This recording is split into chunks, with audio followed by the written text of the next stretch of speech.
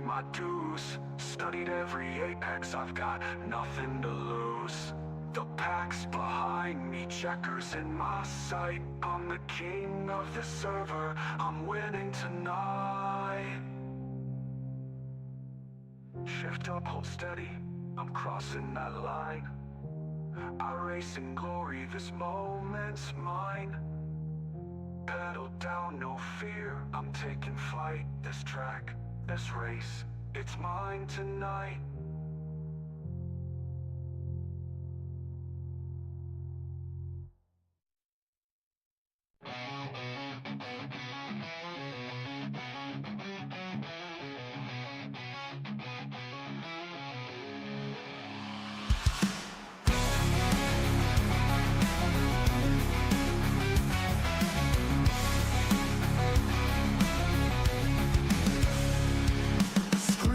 Burning and pixels collide, steel and rubber in a world online. Every corner's a war to survive. Leadfoot's keeping the fire alive.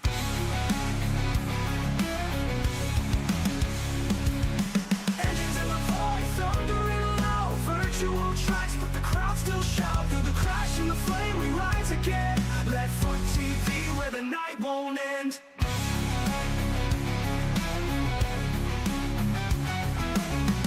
Screaming sparks in the haze, metal hearts locked in digital rage. Every lap is a line in the sand, driven faster by a ghostly hand.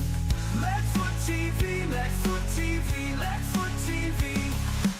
Engines in the void, thundering loud. Virtual tracks, but the crowd still shout. Through the crash and the flame, we rise again. Leadfoot TV, where the night won't end. Tires screaming sparks in the haze, metal hearts locked in digital rage. Every lap is a line in the sand, driven faster by a ghostly hand.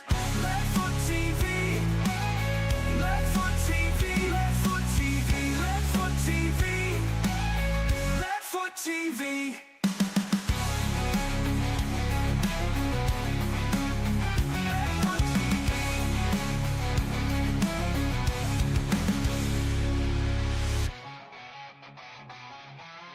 Leadfoot TV.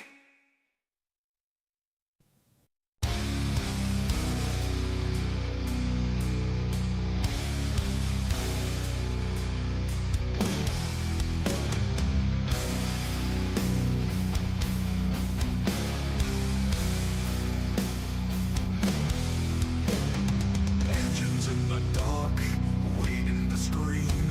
Steel and thunder, born from a dream. Shadows tremble, the silence breaks.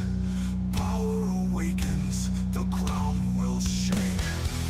Leadfoot TV, feel the ground ignite. Through the smoke and fire, into the night.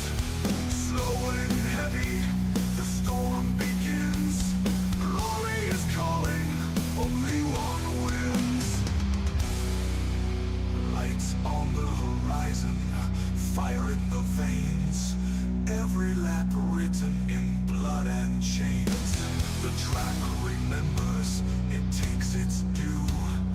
Legends falling, and legends break through. Leadfoot TV, feel the ground ignite. Through the smoke and fire, into the night. Slow and heavy, the storm begins. Glory is calling, only one wins.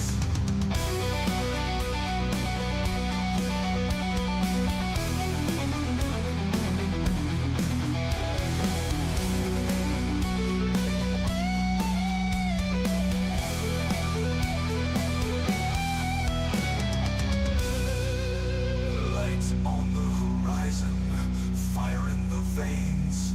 Every lap written in blood and chains. The track remembers, it takes its due. Legends falling, and legends break through. No retreat, no disguise. Engines awaken under blackened skies. One by one, the echoes rise. Leadfoot TV, the fire never dies. Leadfoot TV, feel the ground ignite. Through the smoke into the night. Slow and heavy, the storm begins. Glory is calling, only one wins. Only one wins. Only one wins. Only one wins. No retreat, no disguise. Engines awaken on the blackened skies. One by one, the echoes rise. Leadfoot TV, the fire never dies.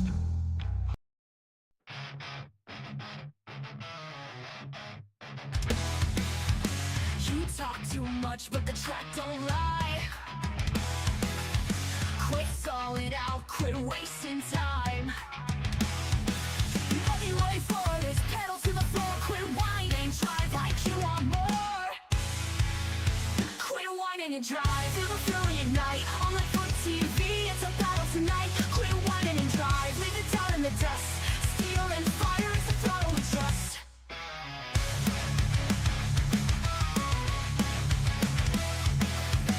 11 doors at 200 strong.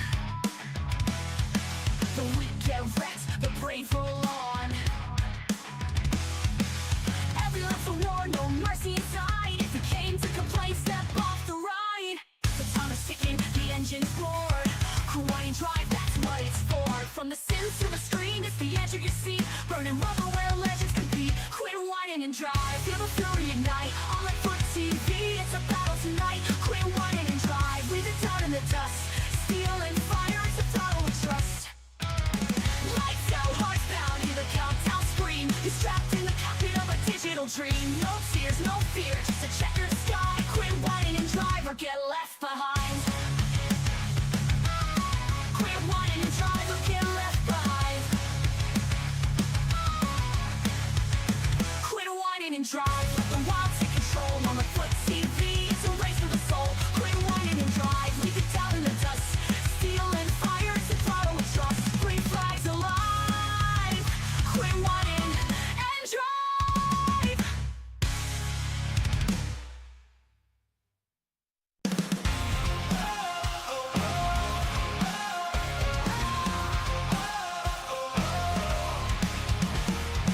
Screens lit up, the grid's alive. Engines roar in this digital drive.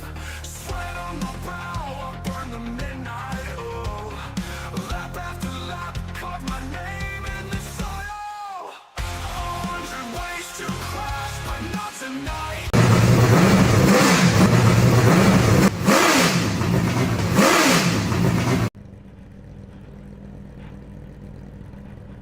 Welcome into Leadfoot TV, the SoarDogg Cup Series, NSRLA here for the Heartland 150 from Iowa, and you are getting a first look right there on for your SoarDogg pole sitter, Andrew Allen, tonight at Iowa, right beside Isaac Wilson. Going to be a really, really fast front row here tonight. I am lead announcer Chris Golden alongside my cohort Austin Lucky Cansdale and the man pushing all the buttons, giving us all the camera angles and doing all that cool little sciencey technical stuff, Tracy Brown. And we are going to be in for a show tonight. Iowa is one of my favorites. I don't really love watching short tracks, but this place is a short track that races like a super speedway. So it's going to be a lot of fun here tonight, Lucky. Oh, it definitely is. Iowa's always been a really good track. I always think of Iowa as like a bigger and faster version of Richmond Raceway. Could not agree more. Tracy, let's pull up that running order here for our starting grid, and we'll run down through it here and let our fans know where everyone's starting. We already talked about the front row, Andrew Allen and Isaac Wilson. Second row, Jose Mercado looking to gain some more points before we go into the chase. Only 4 races left before the chase. Brock Whiteman will be starting second row outside. Matthew Montgomery in P5. Evan Janik, our point leader, will be starting 6th. Alex Pollock 7th. Jason Steptoe 8th. Stephen Luttrell inside of row 5. And Isaac Brock will be starting outside row 5. Lucky, if you want to run down the rest of them. P11, you got the 33 of Dustin Lewis, and P12, you got the 35 of Gino Villatini, and 13th, you got Jerry Salidas, and P14, you got the 1 of Samuel Longworth, P15th, you got Justin Hendry, and P16, you got Joshua Thornton, 17th, you got Christopher Pugliese, and 18th, you got the 00 Andrew Nagy, and 19th, you got Caleb Jones, 20th, Ryan Bittler. 21st, you got John Freeman. 22nd, Travis G. Gilbert. 23rd, Brandon Schumann. 24th, you got Terrence Preston. And 25th, you got Scott Craig. Awesome. 172 laps tonight, 150 miles. Got a stage at lap 50 and at lap 100, 4 tire sets and 40% fuel. And tonight's event is going to be food themed. So you're going to see a lot of new paint schemes tonight from these drivers, from their favorite foods to their local foods to much, much other. We're going to be running you through those as the race progresses. But pace car is off, and we are getting ready to go green here to start off these 172 laps. And we are green, sponsored by SoarDogg, as Allen and Wilson bring them up to full tow. A lot of drivers fanning out here. A lot of people getting single file. Also in the back, they're trying to save their tires early on in this run. Absolutely. We see Bittler gaining a lot of ground already. He has gained several positions. Started P20. Looks like he's already worked his way up to about P14, P15 before we even cross the line here. Yeah, P13 currently, really working that outside line. Something we don't see from Bittler very often is this amount of aggression early on, but he has decided he's going to show up and race tonight as these guys are kind of working their way through traffic here. I see a lot of guys are running that middle lane already in this race. Yeah, that's what I was about to say. They're really running a little higher than I expected so early, but they must have really put a lot of grip down during practice and qualifying to get that second line to come in. And we were running that in the new repave right there, as everybody can see. You can see the patches. That's where most of your grip is going to be, and you're going to see these guys get in trouble is when they have 2 tires on the old track and 2 tires on the patches. So when you start getting those different slight elevation changes, slight grip changes, when they start hitting those seams, that's where we'll start seeing guys getting in trouble. Yeah, I always thought the repave will always added a lot of characteristic to this track because it widened out the track. Instead of it being a very bottom heavy track, they widened it out to now like a multiple groove track. Absolutely. I mean, you saw Travis Gilbert there on the front straightaway make a move underneath the 24 Montgomery, and he was actually sparking on the front straightaway, not even in the corner. So it shows the definition this track has. Yeah, I think though with the repave though, a lot of guys are going to get a little loose coming off the corners, especially when they go transition from that new pavement to that old pavement. The tires they don't like it when it does it. They go from having a bunch of grip to having no grip. Yeah, especially dangerous since it's right there where you start really getting hard back onto the throttle, and it's almost like a little bit of a bump there, and you kind of break the tires loose a little. That's definitely the last thing you want to do when you're getting on the throttle to come out of the corner. So it's one of those things you got to make sure you got that steering wheel straight before you come out of the corner and get on the throttle. Yeah, but so what a rebound from Darlington. Allen's already up here in P1. He had a rough week last week at Darlington. Yeah, absolutely. Or 2 weeks ago at Darlington. Last week was Indy. Oh yeah, I forgot. My bad. It's been a wrong week. I think either that or I'm behind a week. I don't know. I think you're behind a week. Probably so. I'm usually behind a week because remember they were supposed to be at Coda last week and then they changed it to Darlington. That's right. You are correct. Look at you go. I'm glad somebody knows what's going on in here. I know a little bit, not much. It's okay. Got me beat. Let's see here. Point leader Evan Janik made his way into the top 5 already, sitting there P4, eyeballing the old Buffalo Wild Wings, looking at some B-dubs there from Brock Whiteman. That's not B-dubs. That's Wingstop. I'm going to come across the table and strangle you. I know, just wishful thinking. I wish it was B-dubs. They're so much better. They are. But the Wingstop's got good ranch, though. Well, I used to work when I was in college. I worked at a Pizza Hut Wingstop combo, and it ruined me on Wingstop. So if it's not B Dubs, I don't want it. B-Dubs is top tier wings.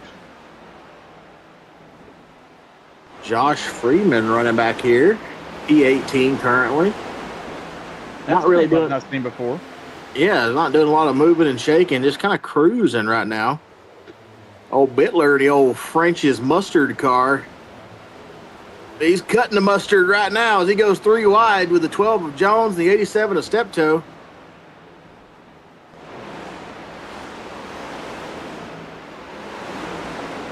It seems like a lot of passing's happening on the outside lane already. I'm willing to bet that bottom lane right now is probably very, very loose. The guys can't get the drive off coming off the bottoms. They're using that one lane up to still stay low, but use the momentum to get around this place. Kind of not running too high, not running too low, just kind of running right in the middle to kind of get the best of both worlds. That's a really good old Iowa strategy for this place, and it's we're seeing it pretty hardcore right now, all the way through the field. Oh, Wilson's not letting Allen get way too far ahead of him. He's kept him in about that 2/10 range ever since the beginning of the race. If I remember correctly, those two guys are teammates. If we can pull up, so Ancient World Gaming for Isaac Wilson. Fastlane, they are not teammates. I always think they are because of 96 and 93, but they are not. It's so weird seeing, especially being so used to the Gen 6 car and the trucks running at Iowa. It's so weird seeing these guys downshift a gear and going into the corners. It kind of throws you off, huh? It's like, why are you? It's like, don't do that. But then it's like, oh wait, next gens. Yeah, kind of have to. Yeah. Jerry Salidas with the old the throwback. I'm calling this a throwback. Remember when they did that? I don't know if it was before your time or not, but at some point, it was like this one year where Heinz Ketchup did this special like kids thing, and they had green and purple ketchup. They had green ketchup and they had purple ketchup, and it was like this one-time thing, and it was like for kids, and it was really, really weird, but it sold a ton of ketchup. I'm calling it a throwback. It was from when I was a kid. Are you talking about the easy squirts? Maybe. So I remember they just had bottles that were one was purple green, ketchup and one purple, was purple, green, and red. Yeah, it's the easy squirts. That was before my time. I wasn't. Yeah, I remember those. Those were fun. We can see the throwback here with Jerry Salidas with the old green and purple ketchup. One of those old timer paint schemes. You know Jerry's in it back in the day with us now. Now we know he's old enough. It's a cool looking car though. It's definitely it pops out of the crowd. Reminds me of Grimace. Reminds you of get you a Grimace shake. Oh God. No. Evan Janik has got by Whiteman. And I noticed a couple laps ago, Whiteman was running the old surface. Yeah, he's getting up there pretty high. Pollock working his way underneath Whiteman. Get a good view of what Pollock is sporting here tonight. Looks like ice cream. Let's see what kind exactly. Taste the greatest. Raiders? Graeter'. Taste the Graders. I'm assuming it is local to Alex. We do have a lot of guys. A lot of guys are representing a lot of their local food places, so maybe one of their locals. I'm looking at Ollie's car. That's such a unique sponsor. It's Ollie's. I do love me some Ollie's. That place is fun. Ollie's is one of my favorite places to get snacks and everything else. Dude, they got everything, man. There was one car that caught my eye. I'm just trying to see if I can find it again. Give me a color. I can probably tell you. Where is it at? Oh, there's a Whataburger car. Get that out of here. That nasty ass place. Oh, Oh, we're going to have to get you a beat button. yeah, probably. Where's the beat button? Tracy, get the beat button. Jesus. I'm so sorry. There it is. Well, Whataburger, David Starr representing out here. Who was in the Whataburger car? I think that was Montgomery in the 24 running the Whataburger scheme. There's a cool old Miller Gold throwback right there. Look at the Miller Lite right at the tail end of this pack right here, right behind Bittler. Looks like it is the, who is that? The 52. Yeah, it is, 00 Nagy. That's a cool looking scheme. Look at that. That counts as food, right?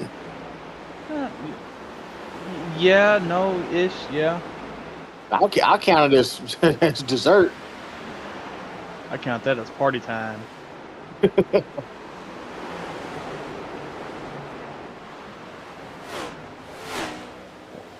Oh, 52's in the wall. Yeah, in the wall a little bit there.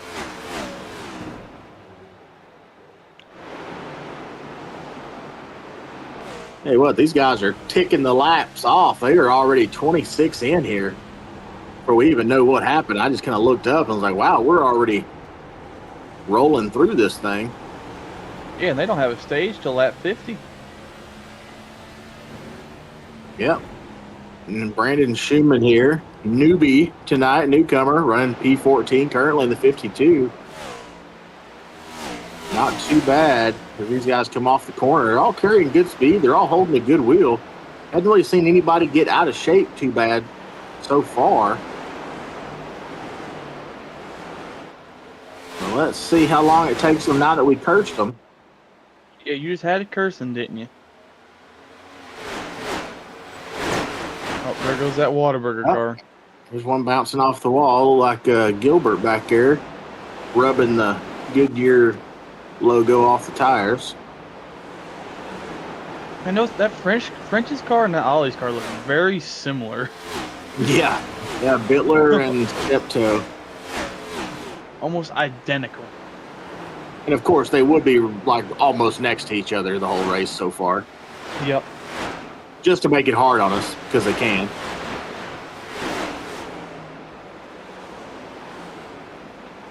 Oh, Longworth back there sporting the old Red Bull scheme. And then we got one of the Dubby drivers behind him, Isaac Brock, who was not going to race tonight, but got convinced by myself and his teammates to do so by chastising him.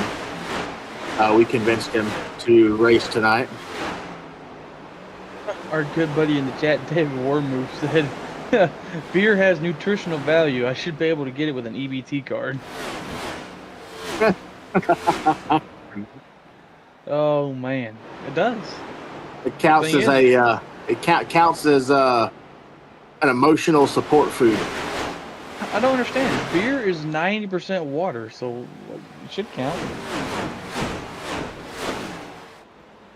You know what else is 90% water? Water. Yeah. Well, true.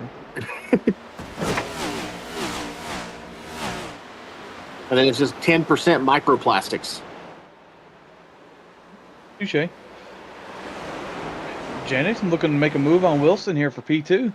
He is. He kind of ran them down there. They're all within a half second of each other. I mean, the top five are all within a second. I mean, well, hell, top six are all within a second. Mercado's kind of looking down there as well, trying to get by Gilbert right now. Pollock fell off a little bit there. He's about a second back behind this pack. He was right up there in the mix. Then he just kind of disappeared rather quickly within the last 5 to 10 laps here. I'm trying to look at Ricardo's car. You said tonight was a food theme, right? Why has he got oil on the car? Does he eat oil? He might as well. He's pretty sure he's a robot at this point.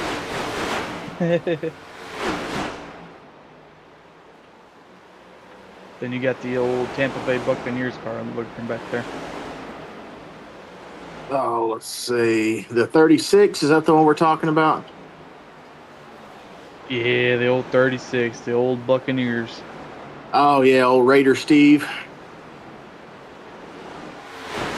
out of Kansas City, Missouri. He's got all that red covering up all of his Raider gray. I don't get it. World's biggest Raider fan. Oh, Wilson in trouble. I wonder what happened while we was looking away. I don't know. He got into the wall there, I saw, but he fell back quickly. I mean, he went from. Well, Janik took the lead as well. Yeah, I see this. I wonder if the front two maybe used their tires up too quick. Or they might have had a little contact. Tracy, let's run it back and let's rewatch this pass for the lead here.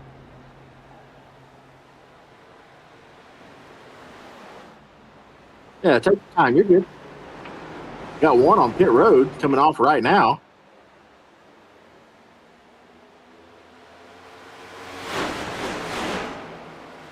Gilbert making the lead. Yeah, against his teammate here. Both these Black Diamond cars leading this thing. Gilbert takes the lead for a second.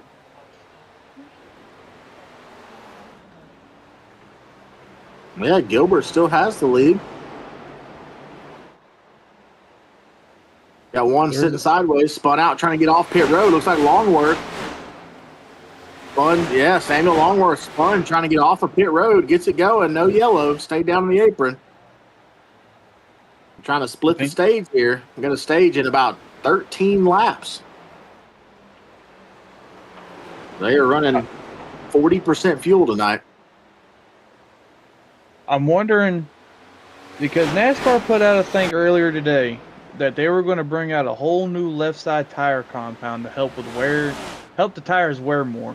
I wonder if they finally implemented that into here. I wonder if that's what's affecting these cars that drive so ill tonight. I don't know. Let's see here. See this battle for the lead. I mean, we see that Janik's already in the lead here. So this wasn't where he made the pass for the lead. Let's see what happened to our leaders. So Janik gets by the 93. Looks like he got those right side tires just a little bit into the old surface and just didn't have the grip to get off the corner. Yeah, so we're looking here. Janik. This is where Janik took the lead from the 96. This is a replay. Just kind of slid up in front of him. I'm curious to see what happened to the 93 and why he fell so hard and so fast. But it may have just been tire wears. We're starting to see green flag stops here from multiple others, including our leader, Travis Gilbert. And Janik will take the lead here currently. You see Longworth there, who spun coming off of pit road, getting his lap back. The caution right now would definitely be catastrophic for everyone outside the top 10 since they are one lap down. Curious to see if anybody's going to spin coming onto pit road or getting off. That is usually when it happens here in iRacing. Iowa's always been a tricky track to get into pit road. It's such a weird. I wouldn't say it's a weird angle, but the slope is kind of weird. See, I never had trouble with Iowa. The one that always got me was Dover. I have never been able to pit well at Dover under green. It gets me every time. Going all the way back to like the old console NASCAR games, Dover has been my worst enemy trying to pit.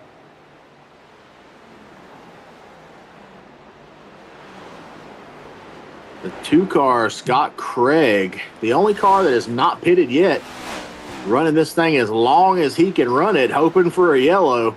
Smart strategy. I don't know if it's going to pan out for him. I think he might try to run this. I don't know how much their fuel window is, but I wonder, as he blinks out a little bit, I wonder if he might try to run this all the way to the stage and pit under stage. Try to get the stage points. It's possible, but I don't know if he can make it. I mean, we got 5 to go. I know it's a short track, but I think that the tow from the 24 might help him out a little bit here. Oh, as he pits. Nope. Called it quits. Oh, he missed pit road. Oh, no. Little confusion there. Looks like he went down an old pit road instead of the new one. If you look there, just outside of pit wall is the old pit road. He's going to lose a lot of time because of that. Yep. And he slid through the box. Oof. Rough sequence for the two. Catastrophic course of events there coming to the end of the stage. Gilbert will take the lead. Whiteman, Mercado, Janik, 2, 3, 4, all in a little gaggle there.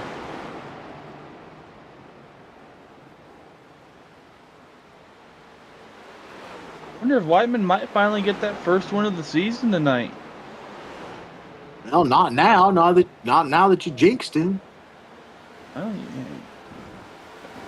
can't help it. But I say if he does win it though, he's gonna have to keep running the Wingstop car. Yeah, after his little incident on pit road, Craig has fallen out of the top 20. Hendry is currently the lucky dog. The 85 of Hendry will be the lucky dog if things stay how they are now. Puglisi is the next closest to being the lucky dog, and he's quite a bit further back. There's Ryan Bittler cruising around. You see Longworth there. Old Terrence Preston running against the wall. Yeah, we got one way down there. Joshua Thornton back here trying to work his way back up. Kind of been in the back all night tonight so far. Dustin Lewis worked his way up to P3. We saw him get by all four of those guys quickly. He was out of the picture, and then he was back in the picture and passed them as we are coming to the stage. That is the stage right there. Allen got by all three of those guys as well. What happened there? Because Allen was way behind those three. Mercado, Whiteman, and Janik. Allen was well behind them. It's like Allen and Lewis just turned on the afterburner. Just went, neon. Yeah, Tracy, let's pull up a quick replay of that since we are under caution. Let me go ahead and review while you're digging that up. Let me review our stage point recipients here for this stage one. Gilbert, Allen, Lewis, Mercado, Whiteman, Janik, Luttrell, Wilson, Salidas, and Montgomery all received stage points. And, of course, you have Steptoe, Longworth, and Schumann on the outside looking in. The 85 of Hendry back in P18 will be your lucky dog here. Get back on the lead lap. That'll put, of course, 18 cars on the lead lap. Brock, Puglisi, and others will remain a lap down. And I'm showing Freeman off track currently. Maybe some bad luck there for the 42. But, Tracy, let's see what happened with our lead pack there and how the 96 got by them so quickly, the 96 and the 33.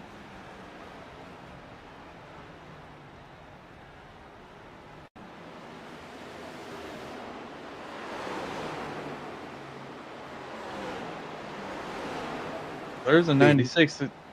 You know, you can see how far back he was from this pack of cars here. I'm going to fast forward, Tracy, to go to see how. You see the 33 is back there behind the 96 as well. If you look way back at the 33. Saw Janik get in the wall just a little bit. See, he just flat out gained so much time. I don't know if those guys took tires. They probably didn't. Do they have a limited amount of tires tonight? They have 4 sets tonight. I don't know why they wouldn't, but yeah, he just absolutely ran them down and left them. Him and Lewis both. I think you might be right. The front runners probably didn't take tires, and they were just trying to get as much time on the track, much track position, to maybe just get ahead of them and not have to worry about it, and then take tires underneath the stage brake. Well, you can see even the lap car of Hendry got by Janik back there and just left him in the dust.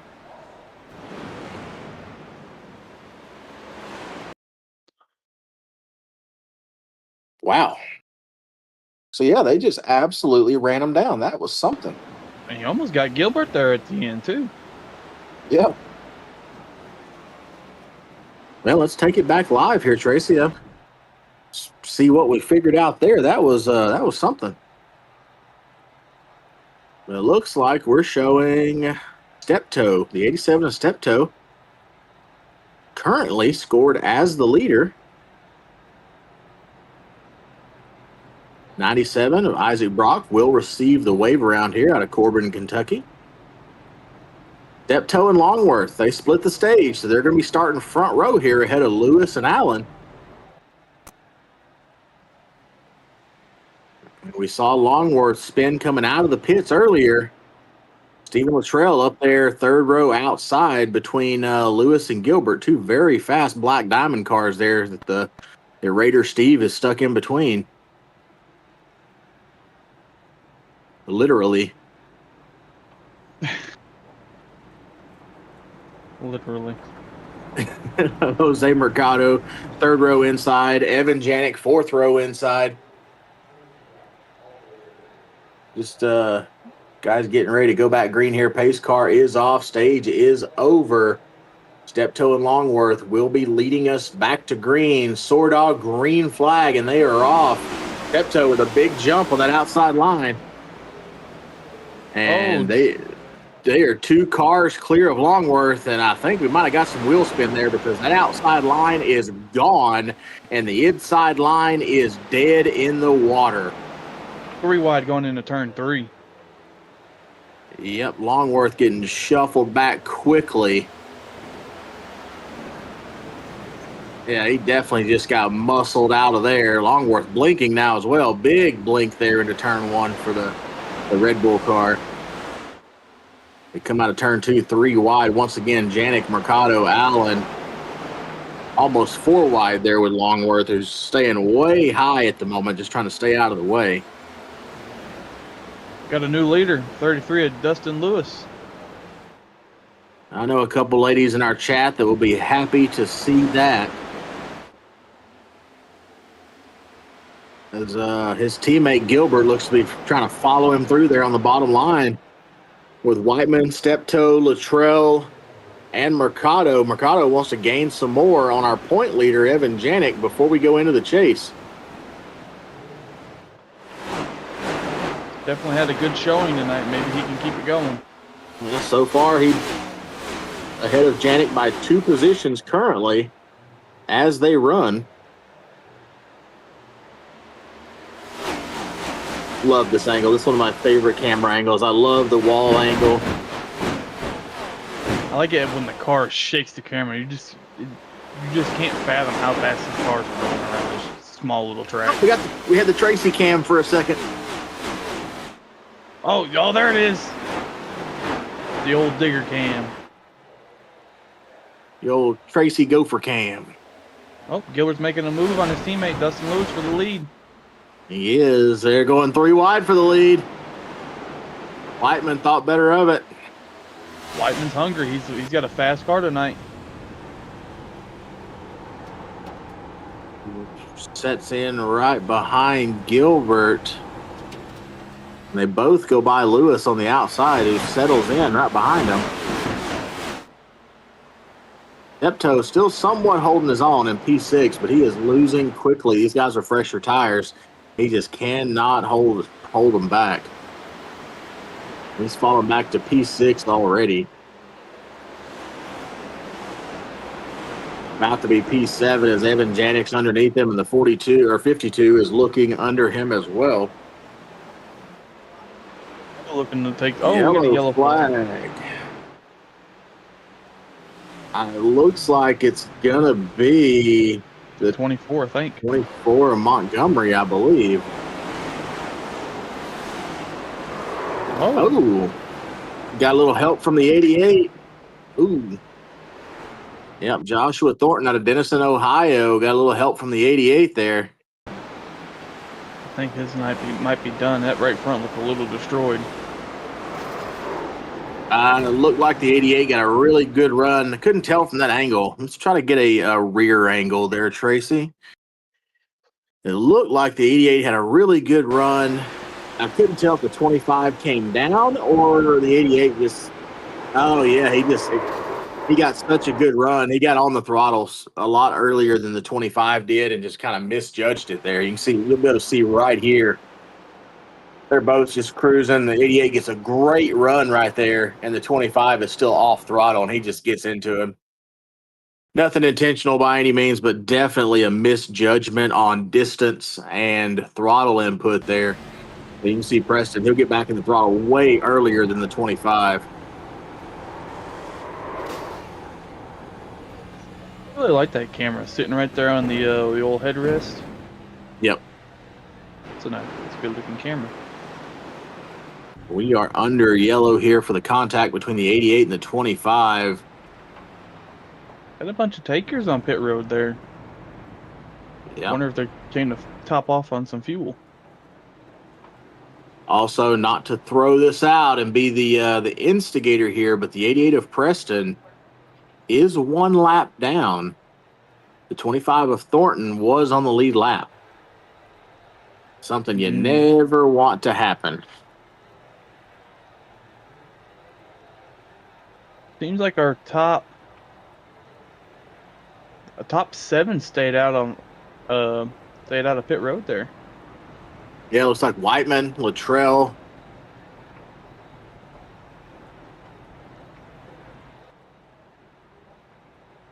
Yep, 33 knows I want to see a P1 finish, but I'm really just proud no matter what. Love me some number 33. Thanks, Mom. Thanks, Mom. Whiteman and Luttrell will be our leaders here, followed by Gilbert, Mercado, Lewis, Janik, Schumann, Nagy, Salidas, and Wilson will be your top 10. Preston, last car on the lead lap, did not get the lucky dog this caution since he was involved in the incident. He did not receive the lucky dog, so he is still one lap down. In P19, Montgomery, last car on the lead lap currently, sitting there in P18. And the 25 either called it a night or is still there. He is still in the pits getting repaired.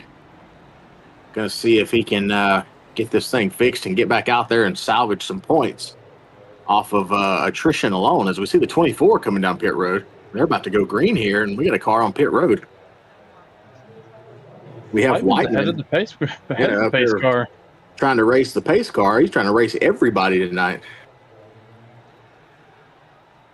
You know you're competitive when you don't even want the pace car to beat you. I don't think no one could beat the pace car. Not legally. But the pace car is off. They're getting ready to come back green here in the Heartland 150. And there it is, a green flag sponsored by SoarDogg. Big jump by Whiteman, and Luttrell is looking inside of Gilbert as they go down into one. Luttrell tries to pull him out of the corner. They are back and forth on exit, playing with the throttle coming out. Gilbert gets the best of him. Whiteman moves up to block the 44 of Gilbert. Steven Luttrell still not able to complete that pass. Going to have to fall in line here, and he does. And Evan Janik crosses over on entry. Luttrell now has the momentum on the high side, looking around the outside of the 44, not able to clear. Still looking outside of the 44. Good-looking Golden Chef logo on the rear of that 36 car. His one and only sponsor.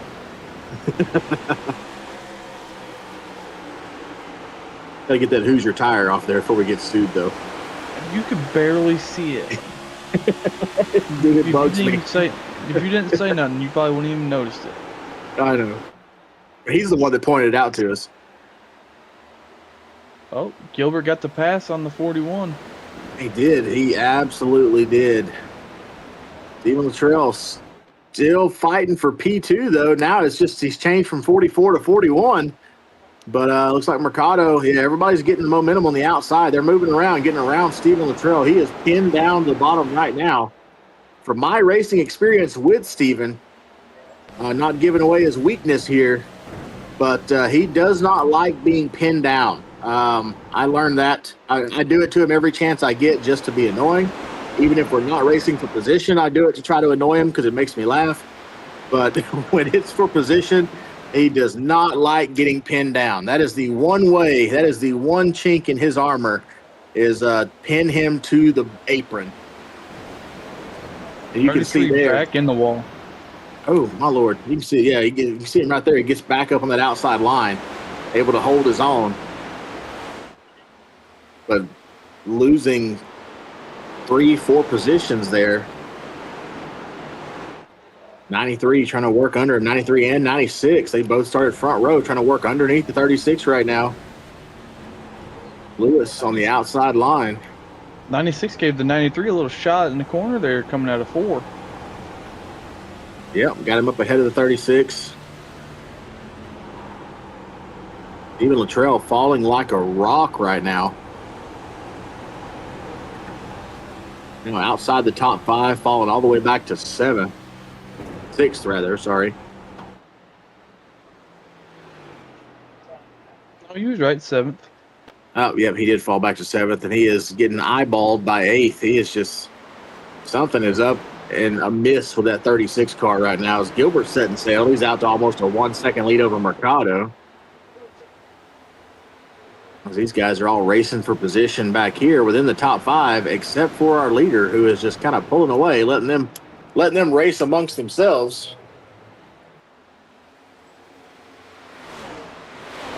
Montgomery in the 24 must have a lot of damage. We saw him pit right before he went back green, and he's 12 seconds back currently.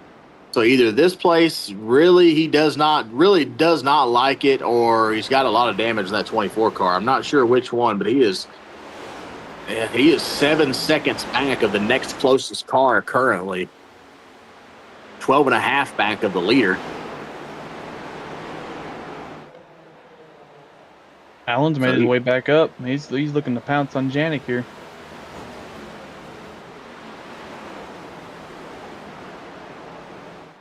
Just kind of watching them run side by side here. Stephen Luttrell loses another position, this time to the 52 of Schumann. Going to push Luttrell back to P8. Gilbert, Mercado's closing that lead down a little bit, but not a lot. It's staying right around 0.8 of a second. Guys are kind of single file out. They're not really racing anymore. Puglisi right now is the first car 1 lap down. So he will be the lucky dog if a yellow comes out. They looks like Puglisi and Pollock have both gotten by Preston. We remember earlier, Preston was the lucky dog. But he has fallen well back. As the 24 of Montgomery remains 12 and a half seconds back of our leader, so he's keeping good pace. Maintaining solid pace, not losing any ground to the leader or anyone else on track. He's just very far behind. Most likely from pitting when they were going back green. Stephen Luttrell having some major issues currently. He has got a very unhappy race car right now. He is plummeting, about to fall out of the top 10. Hey, what a rebound by the 85. He was a lap down. Look, now he's in the top 10 now. Yep, just went by Stephen Luttrell for 9. And we see Nagy as well, who was hanging back towards the back of the pack. Coming in, taking over 10th position from Stephen Luttrell. On this run alone, Stephen Luttrell has lost 9 positions. Something is definitely amiss for that race car. I'd hate to be in his radio right now, being his crew chief. He's probably getting an earful. What did you do to this car? Yeah. Well, his spotter is his dad. I'm willing to bet that Dad's getting an earful right now. I'm probably, if I had to guess, there is a very unhappy Stephen Luttrell in that race car right now. Most definitely. Allen's made a move to P2. Miss Lorna, Stephen Luttrell's mom, said it must be Dad's fault. We agree. It is definitely Dad's fault. It's always Dad's fault. You know how this works. This ain't your first rodeo, Miss Lorna. Oh, look who's in the chat. Jackson Atalo. Not even on the track tonight. He's in the chat, hanging out. As the 96 is, 96 got past Mercado, and he is on his way to get the 44 at Gilbert. He is running him down quick. Man, I said that like 2 minutes ago, and you didn't even notice it. I did not. I was looking at Raider Steve. Oh, Raider Steve. I noticed, though, once Allen got up to Mercado, they started, I don't know if they were slingshotting each other or what, but they've really picked up the tempo to go catch the 44 Gilbert. That's the crazy part. Usually when these cars are racing each other, they're gonna slow each other down, but these guys are speeding each other up. They went from 0.8 of a second to 0.4 of a second. Yeah, they've made up half the distance while door banging. So these guys are making each other faster here. That might be the new tactic. Just Use beat each other's door in. Yeah, eight wheels are better than 4. I guess these guys are showing it right now as they're both running down Gilbert door to door. Mercado said he had enough of the door banging. Like Forrest Gump and Bubba. It's like, all right, Forrest, you lay right against me, and I'll lay right back against you, and we ain't got to sleep with our heads in the mud. Mercado and Allen doing a little bit of leaning on each other right now. Lieutenant Dan, you ain't got no legs. Figured I'd come get my sea legs. But you ain't got no legs, Lieutenant Dan. Mercado. That was pretty good. Mercado's looking on the inside of Gilbert here for the lead.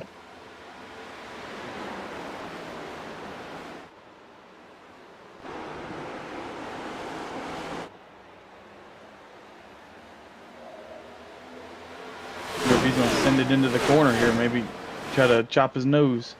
I'm not sure, but what he gains on entry, he will lose on exit if he's not careful. Is he clear? Nope. He is not. He gained on him on entry, but he lost all that ground on exit, but he's going to get him clear here. He drove in hard enough to get it completely clear as Evan Janik clears the 96 as well.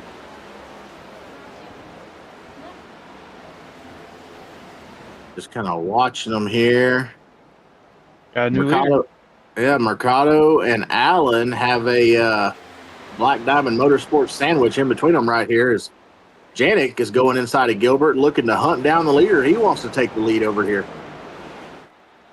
Janik and Mercado, first and second in our points currently. He knows he can't afford to lose too many points to Mercado. He was pretty much locked into the chase at this point with 4 to go. But still, he wants to come back in and claim his rights to his chair here in the booth.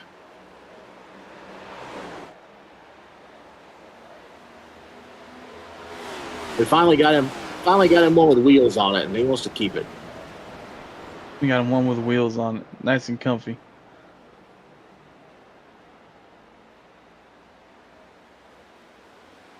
Oh, the 88 of Preston in the pits. Not good. Not sure. This might be scheduled because we're coming down to the stage break. We're within 8. We're going to, 7 to go now to the stage.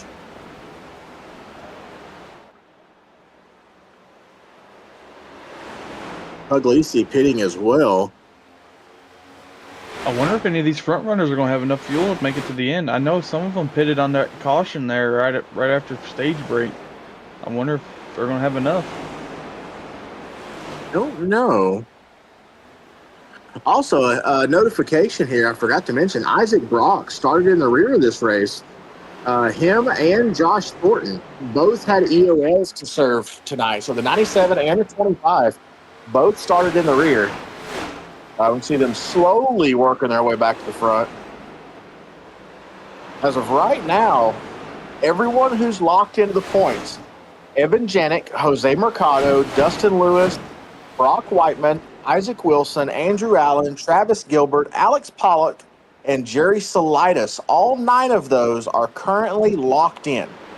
So that leaves Jason Steptoe, Jackson Hatala, and Caleb Jones rounding out the top 12, which puts Thornton and Robertson kind of in danger. They're above the cut line still.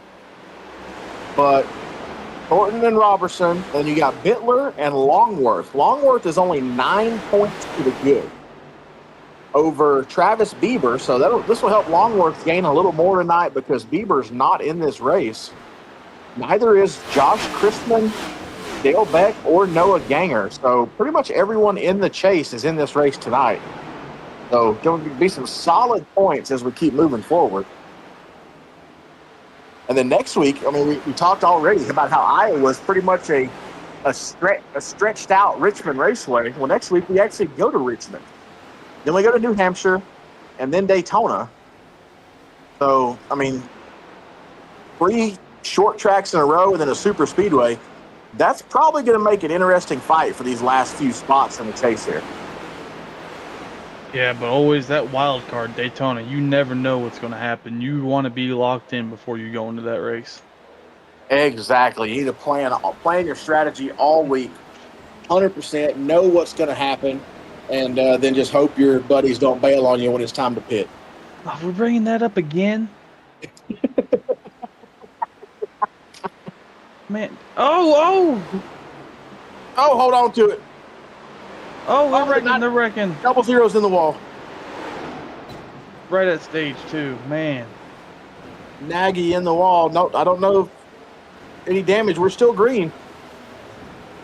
I think Nagy's still going to get stage points after that whole incident. Nope. He will not. P11. Our stage point recipients: Mercado, Janik, Whiteman, Allen, Hendry, Lewis, Wilson, Gilbert, Longworth, Steptoe. And then Nagy, Bittler, and Schumann on the outside looking in. Nagy and Schumann had stage points. Got squirrely there coming out of 2, and those stage points are gone.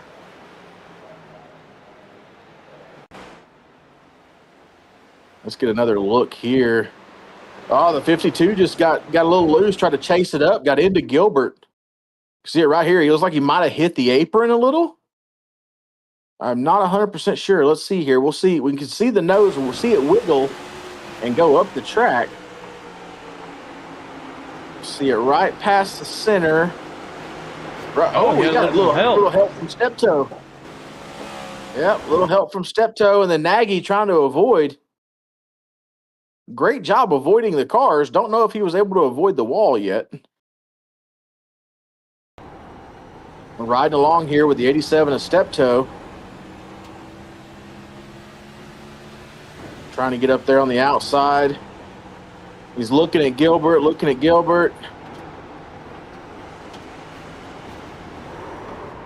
Tried to not run into Gilbert, ended up coming down into the 52. You see him check up hard there behind I believe that's Gilbert. It might be Whiteman. It is Gilbert. You can see him. He checks up real hard right there behind Gilbert and tried to avoid and just came down. That little steering wheel movement there. The Nagy goes to avoid. Oh, he gets into the wall. A little bit of damage there for the double zero, but I think everything should sort itself out. But we have not yet taken a commercial break, so we are going to pay a few bills here and let these guys catch their breath, and we are going to do the same, and we will be right back here to Iowa for the Heartland 150. These last about 70 laps. When we go back green here, 68 to 70 laps. We'll be here. You guys will see us soon right here on Leadfoot TV. Stay with us.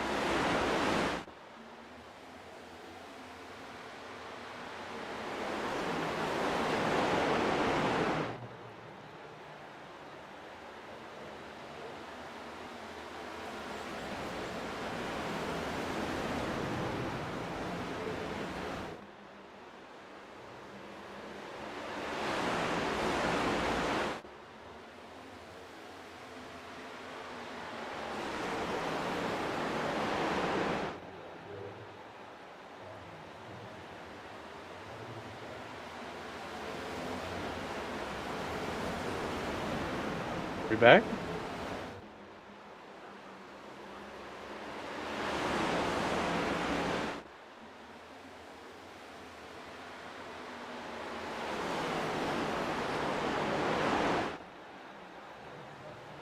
I don't know. I can't hear Tracy.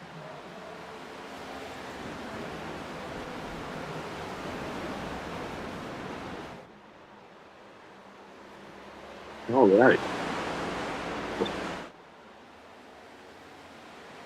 We are back live here, back green again. Evan Janik with the lead, 110 of 172. 41 of Whiteman still looking for that first win, running P2 currently. We know how hard it is to get the first one. Yellow is out. Looks like the 96 of Allen, our pole sitter. Oh, no. He was having such a strong night, too.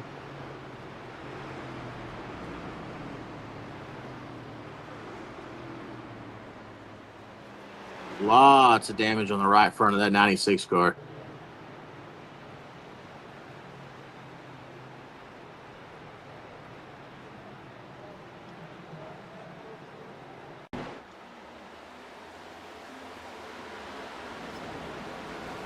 See what we can see here. He's working to the outside of the 12 of Jones. Oh, Jones just gets him on entry.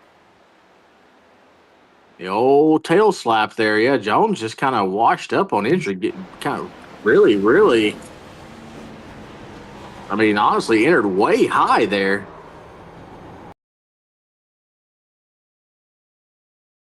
I've seen guys get run out of room on exit, but not very often do we see them get run out of room on entry.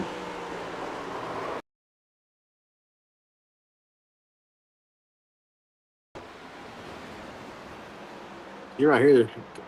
96 comes down just a hair. They both try to enter the corner, but the problem is the 12 really entered high right there to get to dive down to the bottom.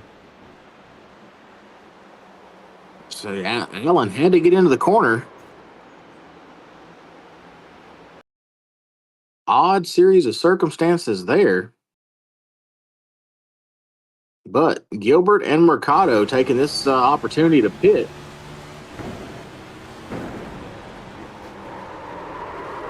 Yep, you see right there, the contact. Almost able to save it. Lots of damage to the right rear and right front of that 96 car. Coming out of the pits. Hopefully got most of that damage repaired. We see Gilbert and Mercado coming out of the pits as well. Even Luttrell one lap down. How did that happen?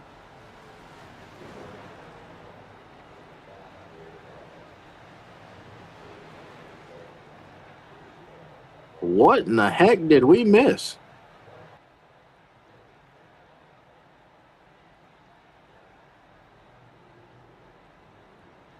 Well, currently as they run, Stephen Luttrell will be the lucky dog if we have another yellow after going back green. He's the only car one lap down currently. Preston, of course, 2 laps down.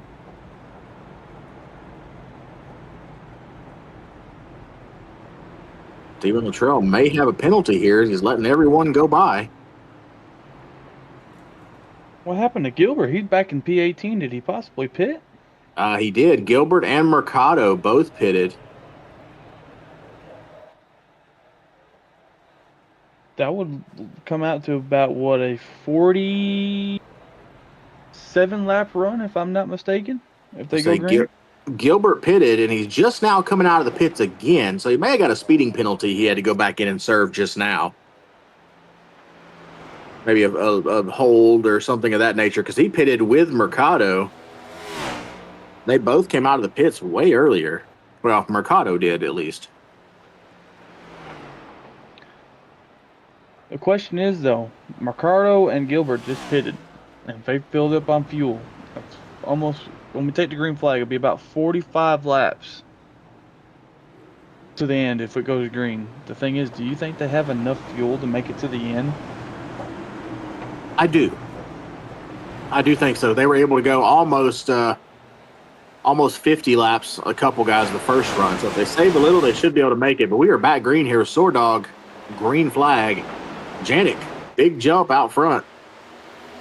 But we know right now the 6, the 44, and the 96 can make it on fuel.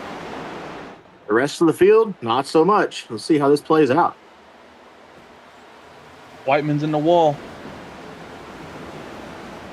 Now Lewis looking for P2 here. How about the 85 earlier rebounding? Currently P4. What a way to rebound from being a lap down. Yeah, not kidding. From Mobile, Alabama. Ooh, does the 93 pushes up into him there, Isaac Wilson. Dave Woe asking if they can make it to the end. I believe that the 96, the 6, and the 44, I believe that is why they pitted.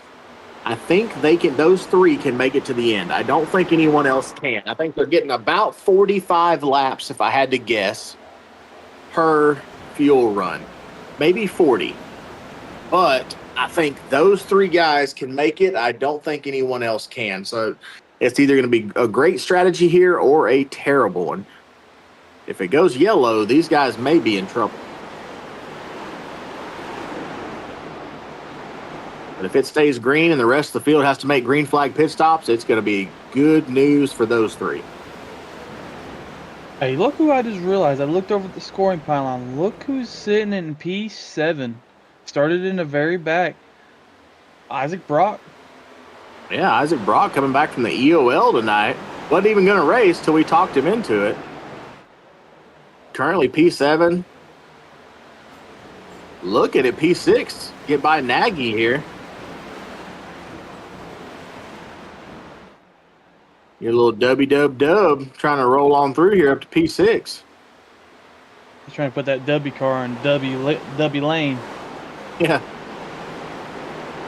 Injury way up the track up there. That's going to potentially yield another position to Isaac Brock.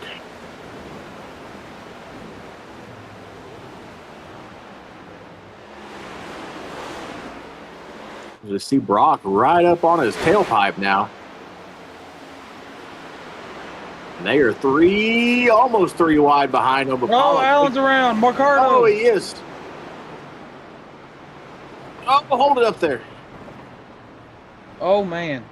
The 6 and the 96, two of the guys that could make it to the end if this thing stays green, get together and bring out the one thing that neither of them wanted to see. And it also really throws a wrench into Gilbert's race as well because he was on their same strategy. So two of the three who strategized to make it to the end bring out the caution and put an end to their own strategy. Oh, like the 24 got into the 96 there. I See wonder Montgomery if Allen thought he up. was clear. Oh no, Montgomery drifted way up the track there. Look how high he enters here. Oh, well, I don't know. Allen got on him pretty quick there. Let's take a look one more time. I'm thinking if I'm in Allen's shoes here, he's probably thinking the 24 is going to enter a little bit lower on the white line, so he's wanting to get to the middle of the corner, and it just Montgomery was not having it, and he just was not where Allen thought he was going to be. Well, so that's happened. I mean, the last two cautions were someone underneath the 96 getting into the 96. So, fool me once, shame on you. Fool me twice, shame on me. But Andrew Allen gets taken out twice the exact same way. I don't know. Maybe he'll learn his lesson here, or maybe these guys will learn to enter lower. One of the two, whoever is at fault, might be able to figure out how to start preventing this. That's a lot of damage, though, for two really fast cars. Yeah. Yep. And that destroys their entire strategy of making it to the end.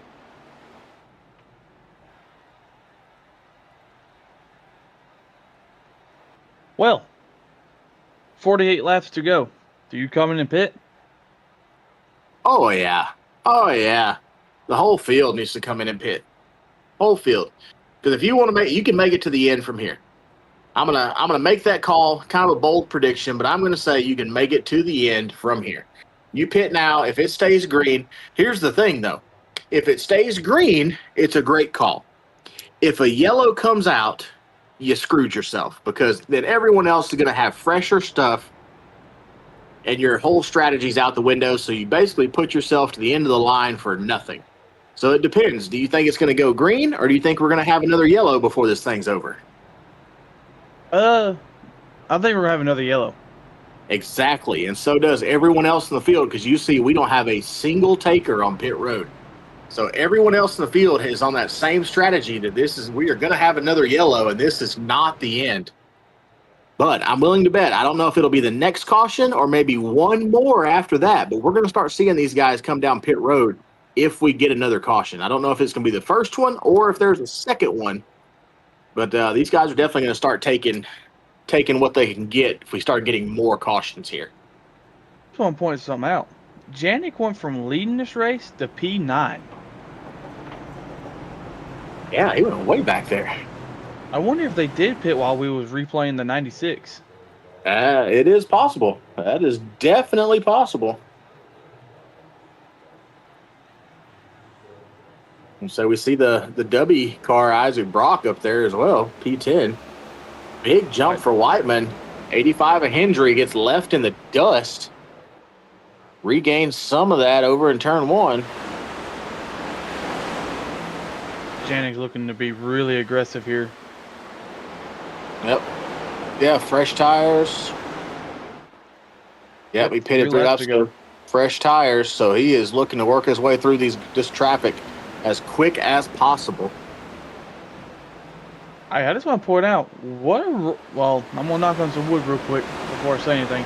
But what a run by the 13 of Ryan Bittler, sitting in P13 right now. Yeah, working his way up, getting by Mercado here, looking inside of Longworth. Getting down to the wire. Bittler's, he's a survival guy. He survives until it's time to go. And when it's time to go, that's when he takes off. He's also a lot like me. He's very cautious about who he races around. You can really tell the guys that he trusts and the guys he doesn't.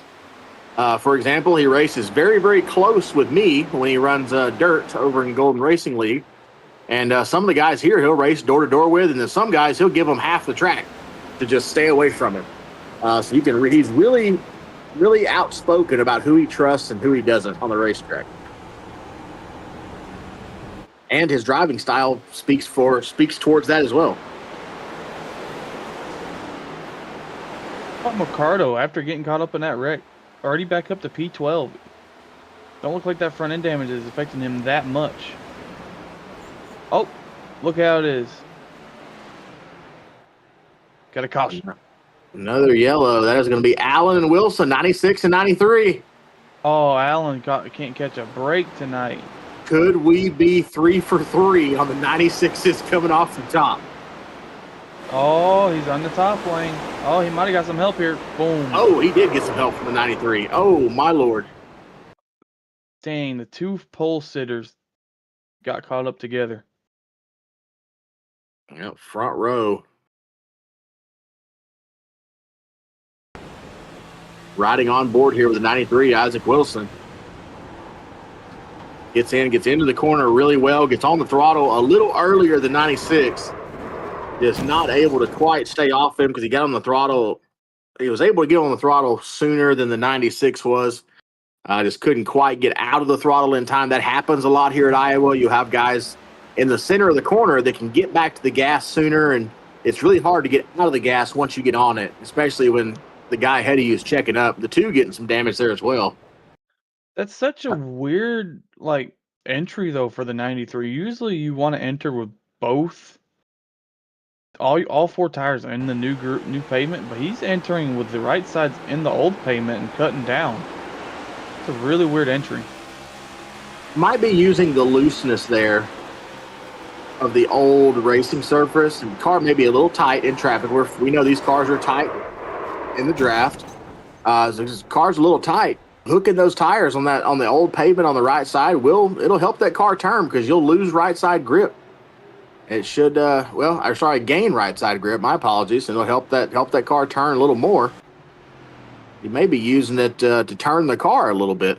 That may be why he was able to get back on the throttle so much sooner than the 96, was because he was getting the car to turn so much better by hooking those right side tires up there in the old pavement.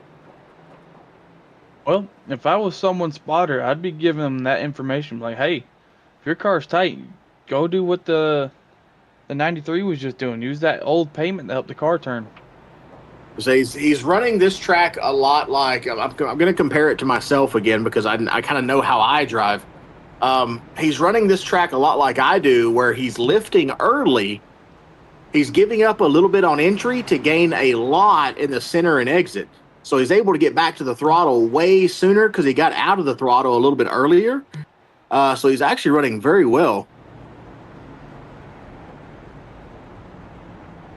And kind of using that to get through the corners. Again, most likely why he got back on the throttle so fast there.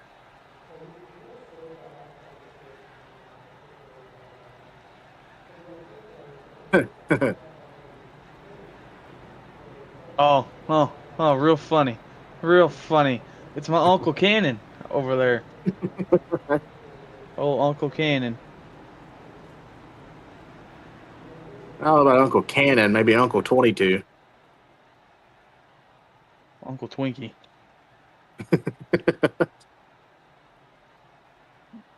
Uncle Twinkie.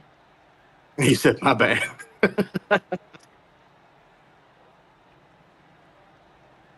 Oh, Whiteman and Hendry restarting on the front row.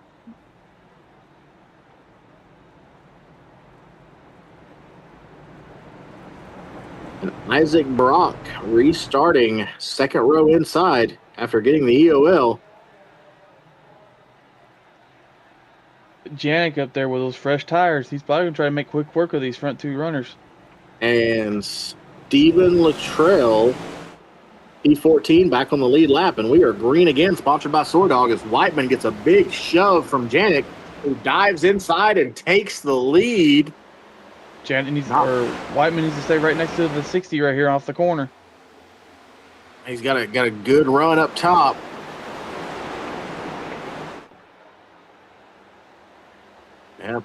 Yeah, Pollock jumps up there to P3 ahead of his teammate Gilbert.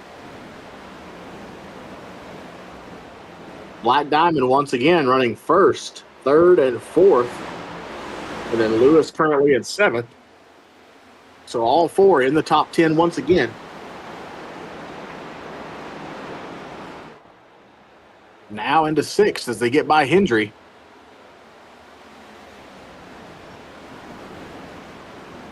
Now, with Whiteman having such older tires, he's actually keeping up better with Janik than I thought he would. Yeah, he's doing a really good job maintaining that. I'm glad you said that. That was surprising me as well. Just kind of looking back through the pack here, because these guys, I mean, Whiteman and Janik both kind of broke away from the pack as they're three wide back there between Steptoe and Nagy. Mercado split in the middle. I hate to say it, but all four Black Diamond cars are in the top 5. There's only one car standing in between them from getting a clean sweep, and it's Whiteman in the 41. Oh, it always is. He's like that one guy just out in the middle of the ocean with sharks swimming around him every single week. He's got that Jaws theme playing in. Doo-doo, doo-doo, doo-doo, doo-doo, doo-doo, doo-doo, doo-doo, doo-doo. First, second, fourth, and fifth for the Black Diamond cars, but that's about to change as Isaac Brock is looking outside of Alex Pollock.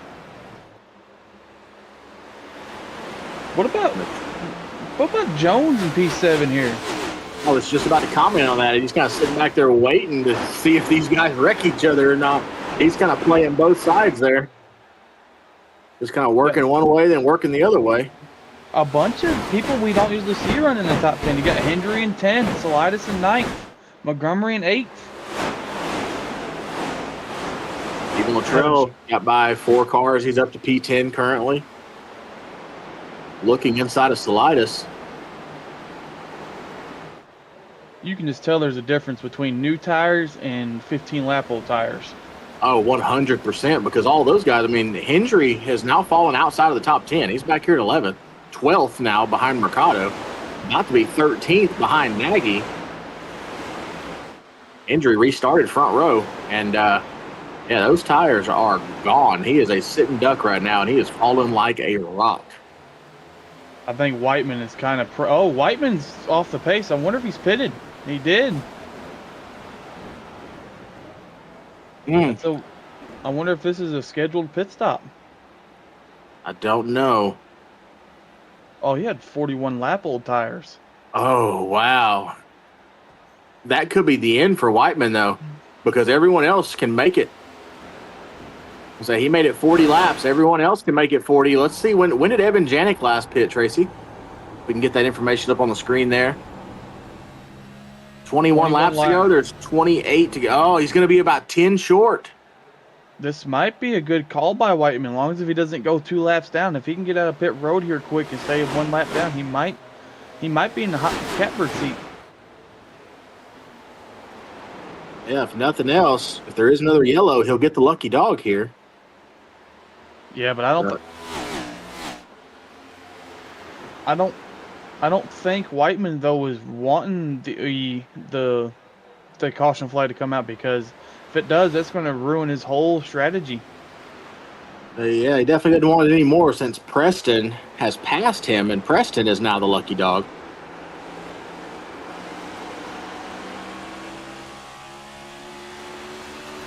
Let's see here.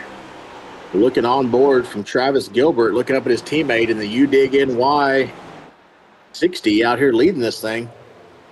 Black Diamond Motorsports 1, 2, 3, and 5 now separated by Isaac Brock in P4, coming all the way back from an EOL to start this race. I'll look at it. Downtown Auto Sales, 25 to go, time to dig. These boys are already there. We got Gilbert and Janik going at it for the lead, 2 teammates. The biggest question now is Brock's when do you pit road? Oh, Brock's on pit road, so P4 has pitted, so that leaves 4 Black Diamond Motorsports cars. No, it does not. Someone else, Pollock, has pitted as well.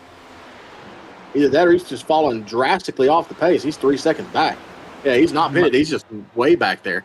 I think he might be trying to save some fuel here. Trying to stretch it to the end. Solid strategy. Tracy, when did Alex Pollock last pit? We're going to be looking at these numbers quite a bit here. 17. Oh, Pollock can make it. Alex Pollock can make it on fuel. Can he win this race? It might have fallen in his lap. What about the 33 and the 44? When did they last pit? Oh, Lewis. Lewis can make it. Can Gilbert make it? We know that Janik cannot. Gilbert can. Janik is the one Black Diamond Motorsports car that cannot make it to the end. I bet Mercado, if he's listening to the broadcast, which I think there was rumors that he was, he's probably licking his chops right now, because he could probably get some major points here. Definitely. He is P9 currently. Again, Janik is the only car that we see here that cannot make it to the end.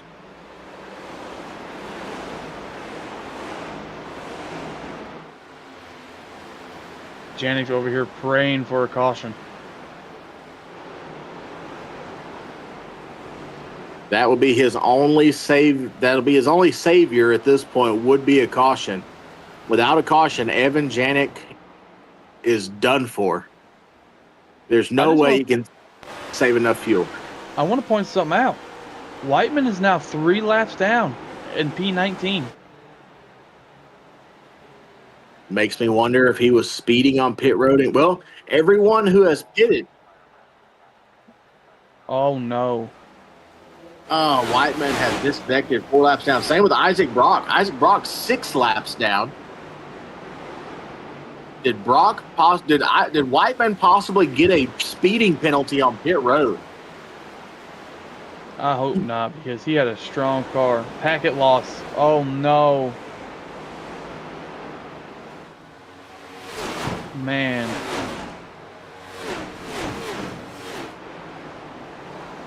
Oh, Whiteman had the fastest lap of the race, and then gets disconnected due to packet loss.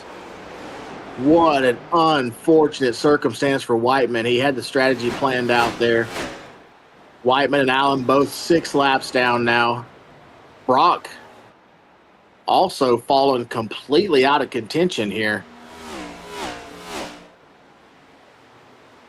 The thing is, though, I don't think Pollock is out of this, though, because the way the 44 and the 33 are pushing, I wonder if they might be burning a little bit more fuel than they would like to. Maybe they might not be able to make it to the end. Oh, no, they could. I think they could definitely make it. But right now, the 24 in Montgomery got by Pollock, so how's the 24 look on fuel? 24 laps. Pollock will be cutting it close, but should be able to make it as well if my estimates are correct. Yeah, so they should be able to make it to the end here. Again, all except Evan Janik.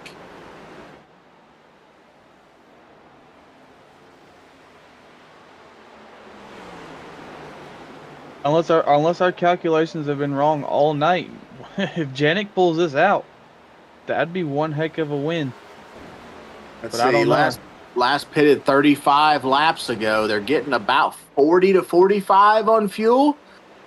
He's about 5 to 10 laps short is my estimate right now. 5 laps short with cautions, 10 laps short normally. So I don't know if he was able to save enough to get to the end of this thing. I'm willing to bet, almost guarantee that he is just sitting there praying for a caution at this point because that's going to be his only saving grace.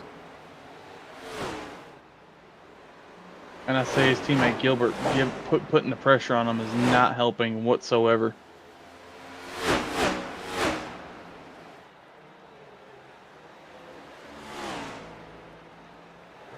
Wilson in the 93, 25th, 30 laps down. So we've lost Wilson early on. Puglisi back there, 24th. Just going through the few that have disconnected so far that we're seeing towards the back of the grid. Wilson in the 93 appears he disconnected after the contact with the 96. That sent them both into the wall. What about the debut of the 52 of Schumann? Sitting in P7 right now. Not bad at all as they go 3 wide outside of Nagy. Pollock, Nagy, and Headley.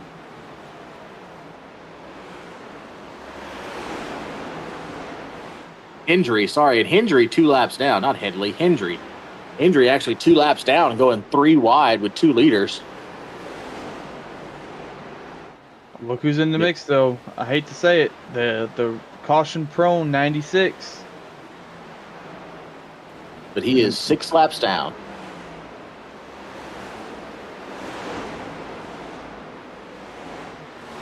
'88 of Preston pitted here, making his way back out on track. Currently P16, 3 laps down. 10 to go here. How far does Evan Janik push this thing?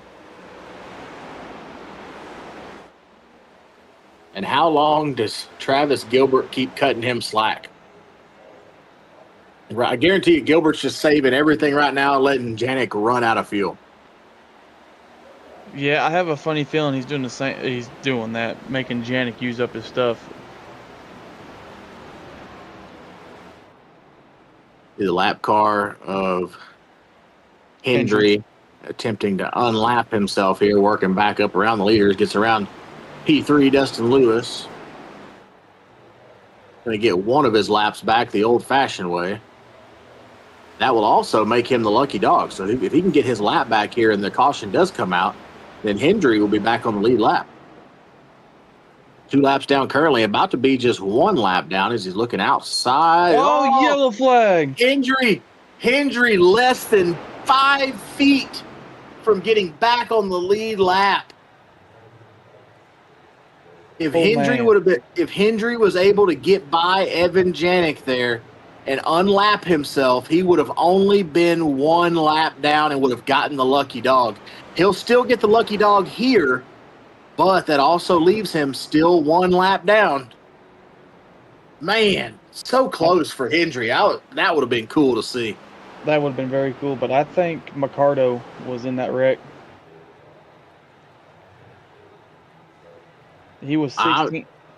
Salidas, Bittler, and Mercado, it looks like. Evan Janik got the caution he was praying for, so he is going to have at least 20 lap newer tires here than everyone else in the field.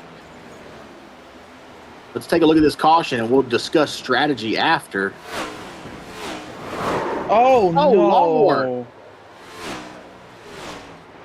Oh, my. That's a racing no-no. Right rearing somebody down the straightaway. That's going to be discussed in the general chat later.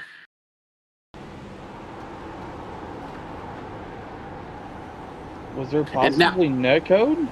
Well, here's the question, Lucky. This has always been my debate. Yeah, he did get into the wall there. Does it make you feel worse if it was on purpose, or do you feel worse if the guy has so little car control that he gets into you by accident? Well, I'll be honest. I don't think that was car control. I'm not saying this is from my perspective. I'm not saying it was on purpose, but I don't think that much car to wall contact makes that car move off the wall that much, because he moves almost a full car length off the wall after he hits the wall, and he didn't even hit it that hard. But I'm not accusing anybody saying it was on purpose, but I don't know. You see the steering wheel never move to the left. That's odd, because you would think you'd be pulling off the wall. Let's see. I don't know. He's actually turned to the right. I might be completely wrong. But if you notice, Tracy, back it up just one more time. Really weird scenario. If you look at it when his car comes off the wall, his nose is kind of angled down the tri-oval. And it just, I don't know if it was, if you slow it down, right when he comes off the wall, the car kind of shoots to the inside. I don't know. That's a tough call. Yeah. I don't see why it would be intentional. Yeah, I don't think there's any intent there. I think, if nothing else, Longworth was trying to pull it off the wall and still stay off of Mercado, and he just didn't have any room. He was being held up against the wall there. Not sure. I don't see anything intentional there. I think it was wall contact. You know how a lot of times, I mean, it's happened to me at Phoenix before, where the wall will just reach out and grab you, and you have to pull the car off, and then it spins you out. It's a huge pain.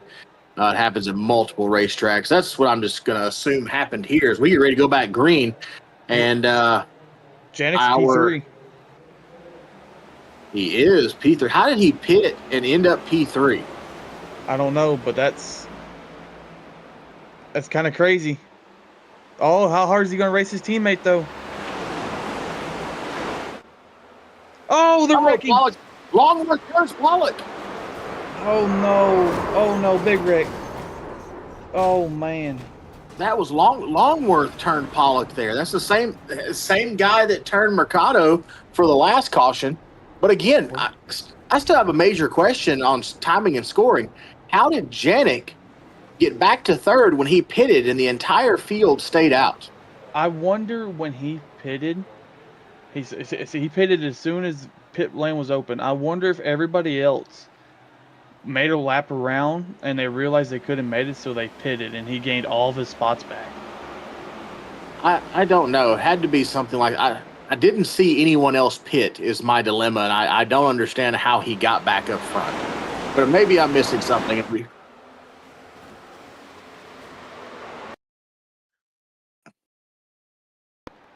As we see Pollock work to the inside of the one. They're just... Wow.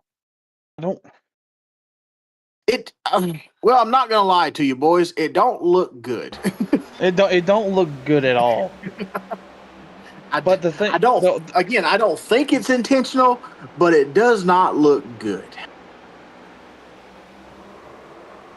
Can we possibly get a above view of the one car, like kind of almost a straight down view? Like, see if it's changing. See if he's changing lanes at all, moving around, doing a little moving, shaking, anything. Yeah, this will work.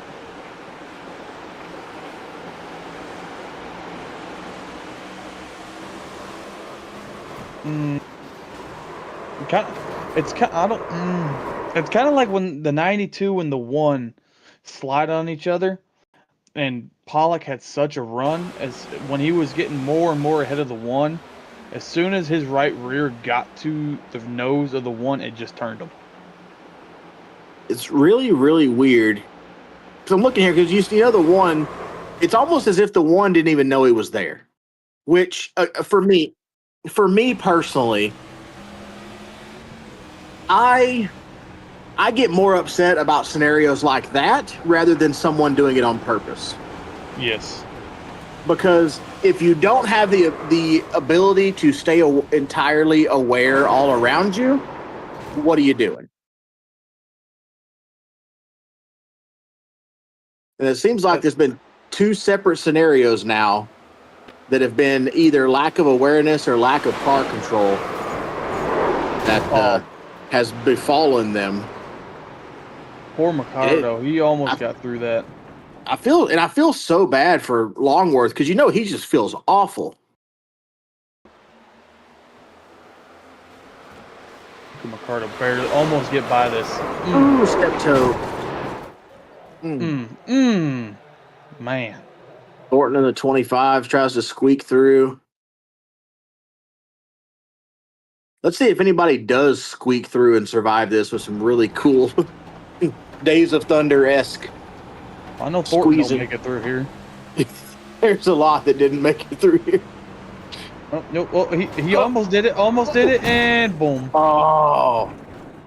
He kind of looked like Lightning McQueen from the opening scene of Cars, weaving through the cars. It ran out of luck. The very last car. If only he could pull the Lightning McQueen where he can just jump off the track. Smart move by Bittler, though, to back off and let these guys sort it out. Well, Luttrell drifting it. Not a scratch. Well, I think we're about to go. Oh, green flag. Oh, God. Oh, Green, no. white, checkered here. We are back green. Oh, no. Gilbert takes the lead over Janik. 3-way battle for the win. Black Diamond Motorsports. Oh, he's going to move him. Oh, he does. Lewis gets by. Oh, man. Slide job. Slide job. And the thing is, does Janik have enough to get to the 33 of Lewis?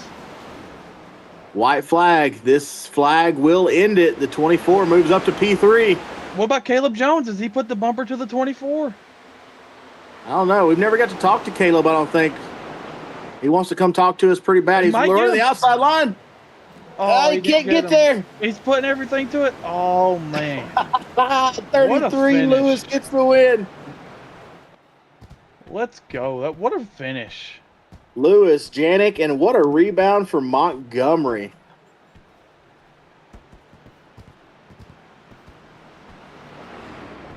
Renee, he did it. Miss Renee, your baby boy did it.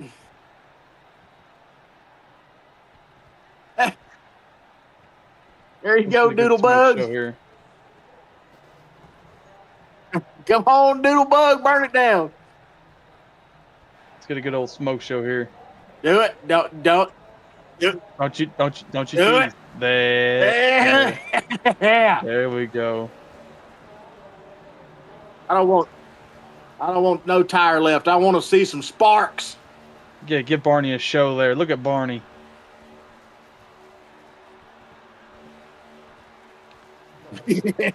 Yeah. You know he's been fucking. You know he's been waiting on this moment for a while.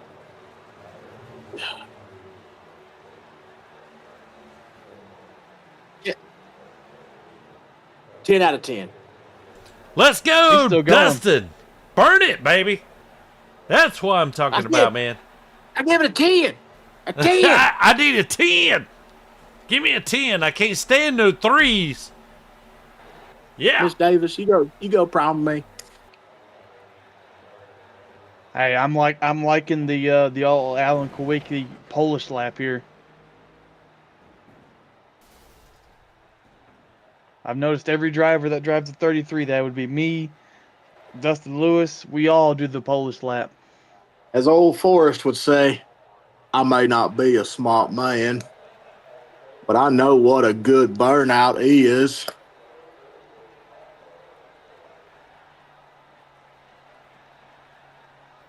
Doodlebug. I think he's trying. Yeah. I think he's trying to find Victory Lane, but I think Victory Lane's on the front stretch, if I'm not mistaken. I can't remember. I know Iowa has like 4 different racetracks in it. Got the band. It's got the Bandolero track on the front. It's got Big Iowa. It's got the little road course, and it's got the little kart track on the infield, or on the in the infield. Vet the track Victory Lane here. Boom. Dustin Lewis parks it.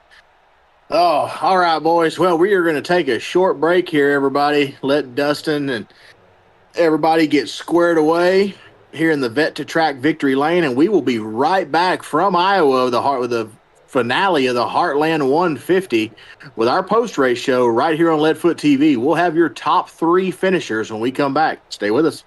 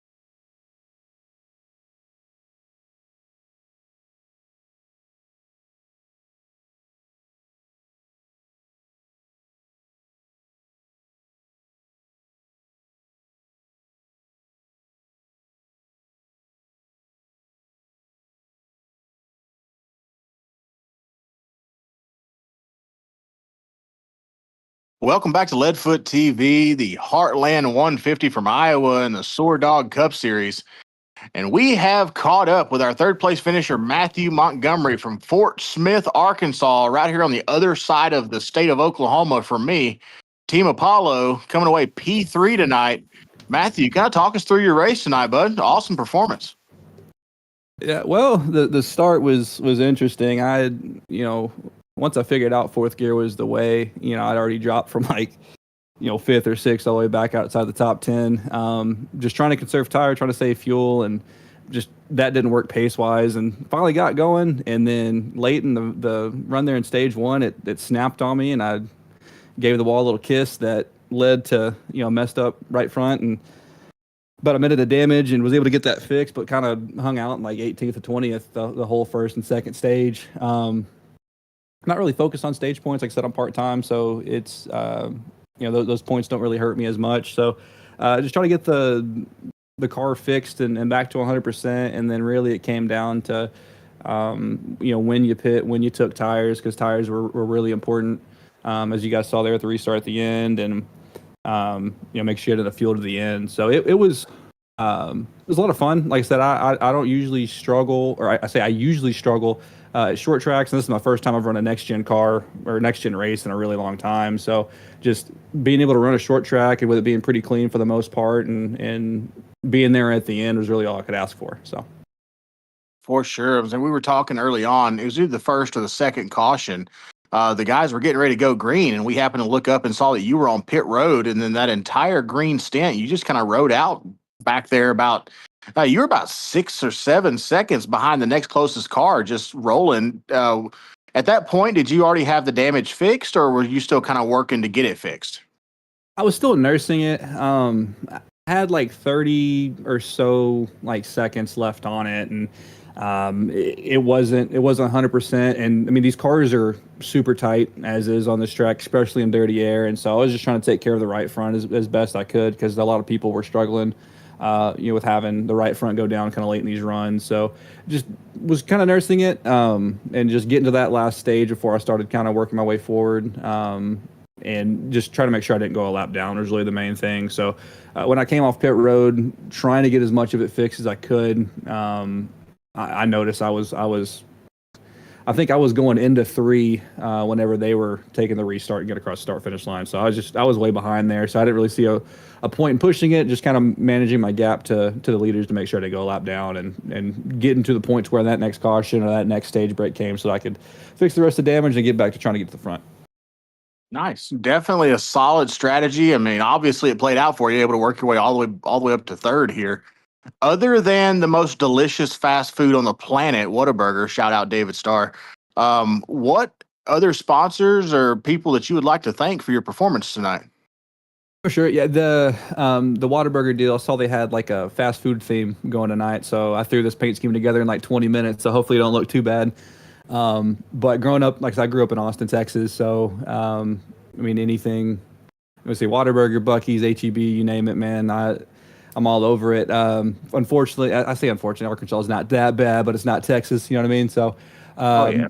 But, like I said, in terms of, sponsorship, I throw my name on my car just for, just to get it out there. If anybody wants a paint scheme, just hit me up with Montgomery Wraps. I've got a handful of guys that I've been making schemes for a while that tend to like what I put out. And then a huge shout out to West Texas Pepper Traders.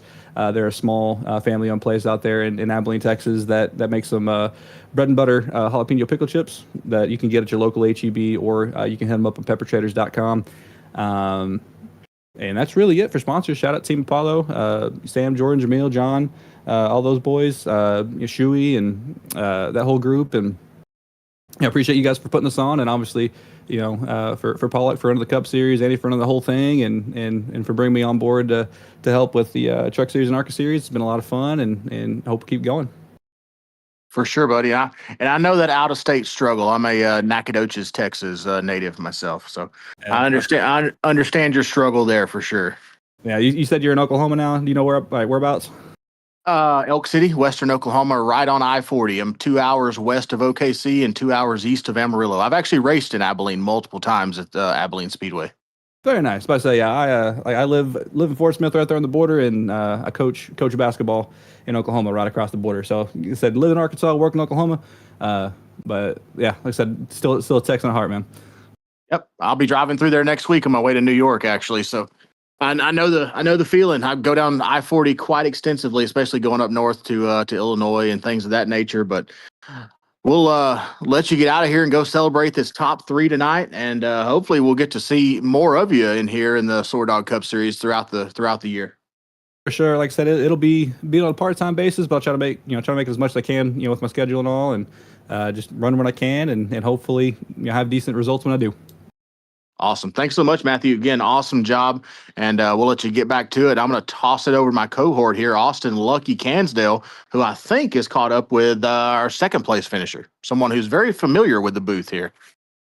Yeah, I'm sitting here with your second place finisher, Evan Janik, in his rolly chair now. He's got some wheels now. He's upgraded a little bit. Janik, he had a bad fast race car all night and just had a dominant performance until that last stint. I don't know what happened, if you just didn't have enough gas to make it to the end and you pitted.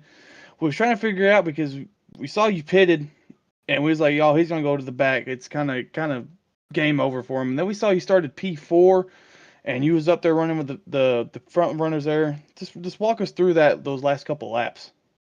Yeah, the last fuel run, everybody else kind of topped off, but the way the race was going, I was hoping there was another caution. we got pretty darn close to that not being the case. So I figured everybody would pit. I knew that people had at least a set of tires left, and I knew how important they were. So I thought that my teammate Travis was going to follow me and take 2 like he normally does. So that's what I did, and he threw me for a loop and stayed out. So I picked right behind him and tried to get a good start, and we just got a caution right away, and I didn't have the laps I needed to get by him. Yeah, we was sitting up here in the booth. We was figuring if it went green, we didn't know if you was gonna have enough fuel to make it to the end. And then caution came out with 7 laps to go. It kind of fell in your lap. We didn't know if it was gonna be a good thing or a bad thing for you. Kind of was both in its own scenario. But on that green white checkered, you saw your teammates up front. You had Travis and you had Dustin running in front of you. You saw Lewis put the bumper to Travis to get to the lead. If you was just a little bit closer, would you have done the same thing for Dustin? Oh, absolutely. I mean, he opened the door. I wouldn't have wrecked him, but I would have gave him a little nudge. But yeah. I mean, we're all pretty locked into the chase, so we're all just out here for wins and having fun. So there's nothing wrong with giving your teammate a little bump when we're all just having fun. But no need to wreck anybody. So it was a lot of fun racing. Yeah, we noticed that the Black Diamond guys, when they were up there, y'all was once 1, 2, 3, and 5, if I was not mistaken. You had all 4 cars in the top 5. Y'all was running really strong for almost like 23-11 in real life. Y'all been really bad fast this season, and just saw y'all was just rubbing and just racing like y'all was just competitors and not teammates. So luckily, there ain't gonna be a big old fuss over at the team meeting Monday morning, but. Heck of a race tonight. Finished P2. You're keeping the season running strong. Gained some way more points on Mercado. Mercado finished P11. I don't know if y'all have a regular season championship if you get any extra bonus points, but I'm pretty sure you might have just locked it up for this race. Heck of a drive. Just who would you like to thank tonight? I see you've got a new sponsor on the car. You Dig New York. I'm guessing that's what it's called. Yeah, they're one of my partners on my car in real life. I still figured I'd try to get them some airtime on here too. But thank you to Black Diamond Designs for making this scheme. Black Diamond Motorsports, everybody raced against today. It's always a lot of fun racing with your teammates and just having fun with your friends. And then SuperOilPros.com and you guys for the broadcast. It's been a lot of fun watching these back. Can't wait to watch this one. It's always a blast watching you and your teammates put on a great show. Congrats on the P2. Go celebrate tonight. All right, thanks. I'm going to throw it back to you, Chris. I'm pretty sure you caught up with our first place winner. Absolutely. We're down here in the Vet to Track Victory Lane. The guy we hadn't got to talk to in a while, Dustin Lewis. I know a couple ladies that are way more excited for you to be here probably than you even are. And they are in here for every race. Mom and Grandma, old Doodlebug here in the chat. Doodlebug33, woohoo, good racing. Definitely huge participants and huge 33 fans. Oh, Dustin, talk us through tonight, man. You got you another one finally. Yeah, it's about time, and it's coming on short tracks, something that I'm not particularly really good at is short tracks. So I don't know. Maybe I found something else on these things, but yeah, we came into tonight. I was not expecting too much. I know the last time I think we came here, I wrecked out really early in the race. I got on the brakes a little too hard, locked the rear tires, and wrecked out. But the whole goal for tonight was just to finish in the top 10, about what we have been doing all year long. And we just found something in practice. And I tried to do it in qualifying. And I would have probably had been close to pole if I hadn't tagged the wall on the exit of four. So we ended up starting 10th, or I think 11th actually, 11th place. And we just rode in segment one and segment two, or stage one and stage two. We didn't really try to be too overly aggressive. I know tires are a big deal when it comes to Iowa. You got to put so much wheel into it to get these cars through the corner, because how much speed you carry, and protecting that right front was going to be a big, big deal. But, and Evan and Travis and Alex, they think I'm crazy, but I think that middle lane does better on tire wear than that inside lane does. Because I rode at the close to the end of stage one, I took tires and then carried those same tires from stage one all the way to the pit stop at stage two. And they didn't even get below 25%. I'm telling you, that middle lane has got something going on, but they didn't believe me. But it just kind of fell into our lap there at the last little bit. We saved a set of tires to go to the end, because I just had the feeling that something late's going to happen. We need to have fresh tires, be faster than everybody else, and that's going to put us in a good position. And thankfully, with I think 5 to go, we had that yellow, and we came in. Evan took two. I was like, I don't think two is going to be the call. I think four will be better.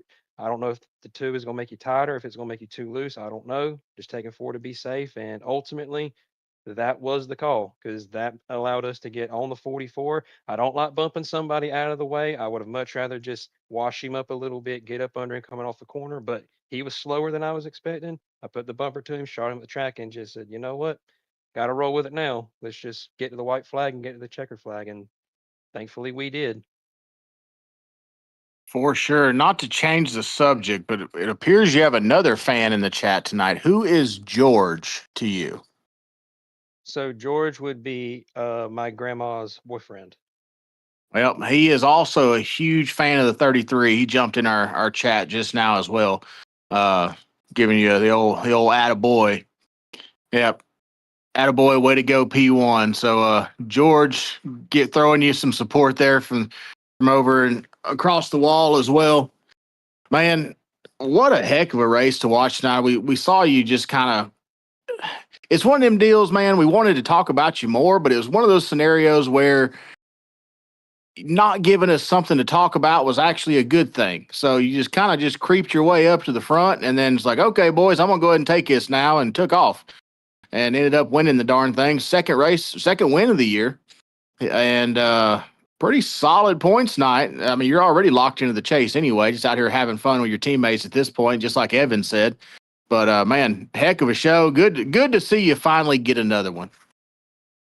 Oh yeah, I'm very, very excited to have another win there for us for the 2026 season. It's just kind of shocking that we're winning on the short tracks. I mean, if anything, I would expect it on like the intermediates or the super speedways, not the short tracks. But we get our first win at Bristol, and now we have one at Iowa. So maybe I need to update my resume and say short track master or something. I don't know.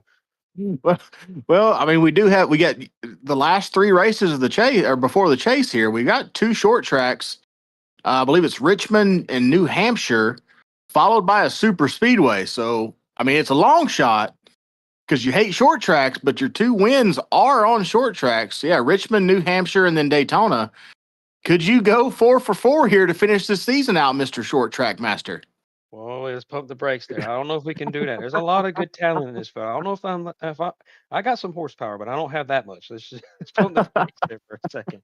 Although it would be interesting to kind of, get 4 wins in a row at, short, completely different racetracks, short tracks, and then go to Daytona and absolutely just wipe the floor with them. So, but no, I think we may can pick up one more if we have a situation like tonight where it just kind of falls in our lap and we just seize the opportunity. But this field's got way too much talent, and we unfortunately don't have enough to like compete for a win on a weekly basis. But we are consistent. We can run up front. We've proven we can.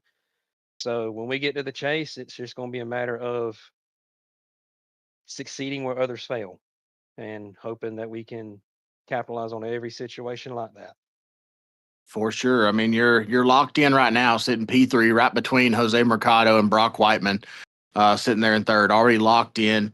And we were talking about early on in the broadcast how Iowa is very similar to just a stretched out Richmond, which we're going to Richmond next week. So that kind of brings me to the next question. Are you kind of looking forward to it, or are you just kind of like, I just want to get this thing over with? No, Richmond. I hate Richmond with these cars. I kind of feel like Kyle Busch when he took the Gen 5 cars to Bristol for the first time. He ended up winning the race. Can't stand driving these things at Richmond. They suck. I mean, you cannot get the car to lean on that right rear. You have to drive it so hard on that right front, and it's just not a fun car to take to Richmond. Here is one thing: it's wider. You can kind of arc a little bit better. Richmond, no, me and this car in Richmond don't get along. If we were in the Gen 4, that'd be a completely different story. I love Richmond in the Gen 4. We can drive it off the right rear there. Nope, not on this car. It's right front only. So, um, we could maybe if again if it backs into us, if it just falls in our lap, we probably could. But that's going to be another top 10. Let's just get that and let's move on with our lives to the next race. For sure. Well, it's been a pleasure getting to chat with you here. Run through your sponsors and your supporters and everybody who got you here tonight, and give them a little shout out, and we'll get you out of here.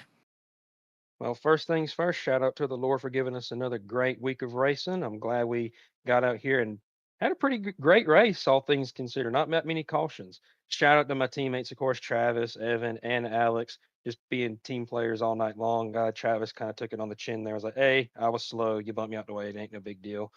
Shout out to the fans at home, of course, watching you guys or watching in the stream, of course, on my perspective of the race. Shouts out to them. Shouts out to BDE, BDM, Black Diamond Enterprises for designing these cars, and of course Black Diamond Motorsports for just being a great team to run for every single weekend.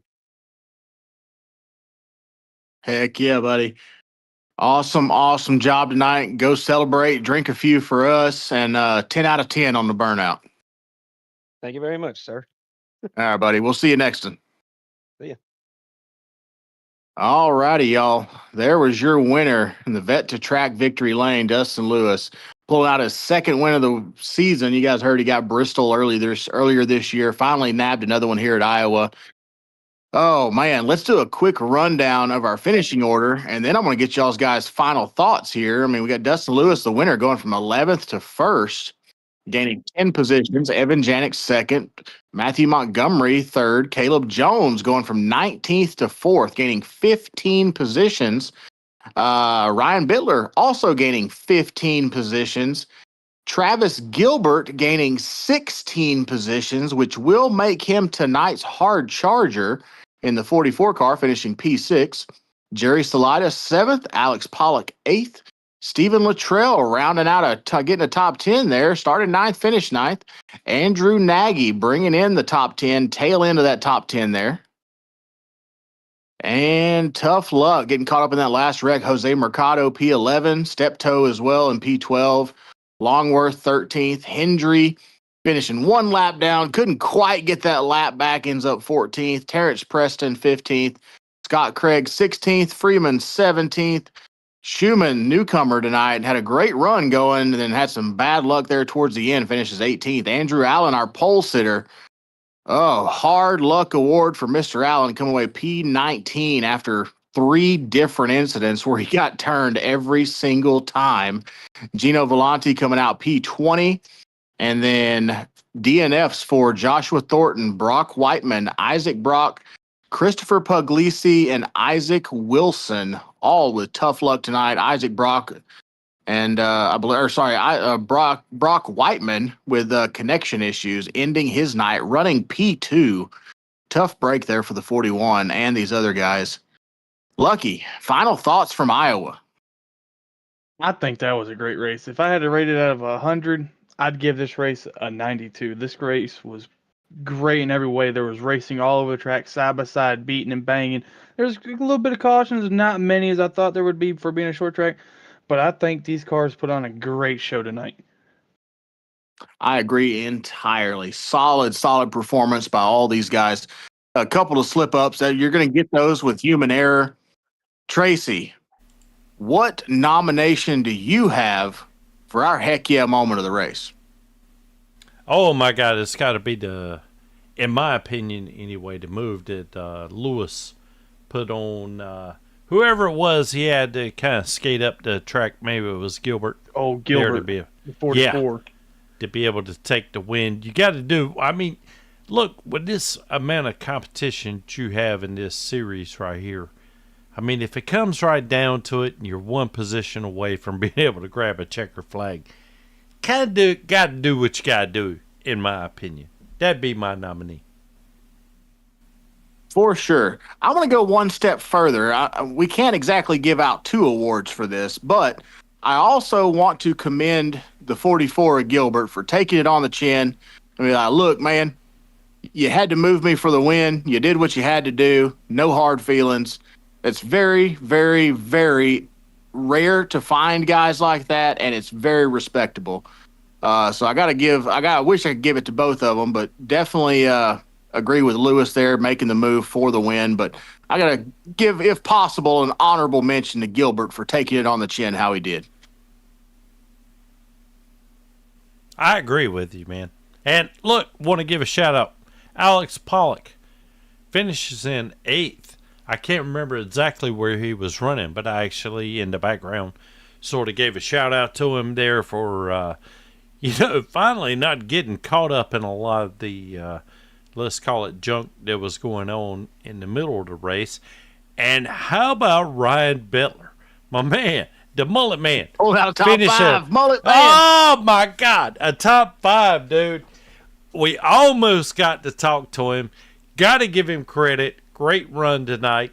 And, of course, Stephen Littoral as well for a top 10 tonight. I really hate it for Mikado. So many other guys, they're such, they just show such talent week in, week out.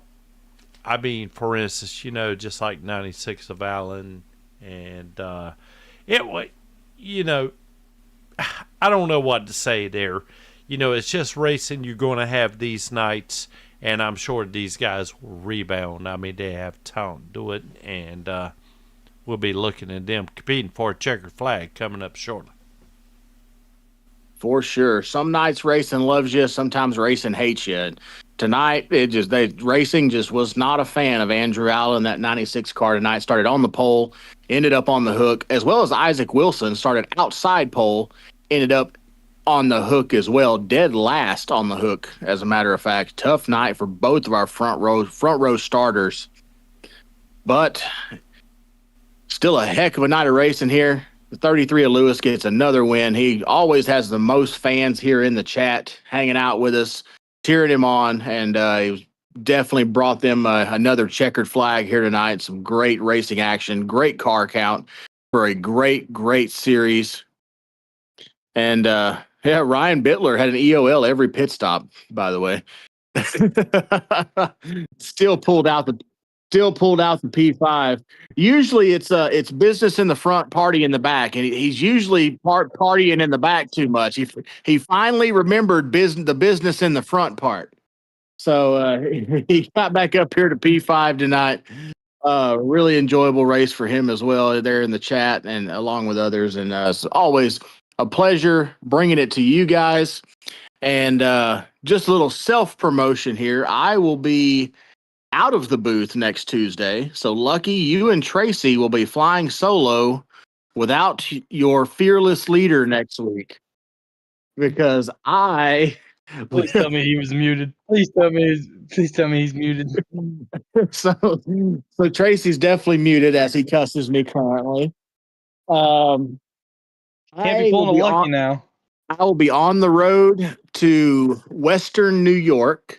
I leave Tuesday night. I'll be driving up there around the Niagara Falls area because I will be racing at Ransomville Speedway Friday night.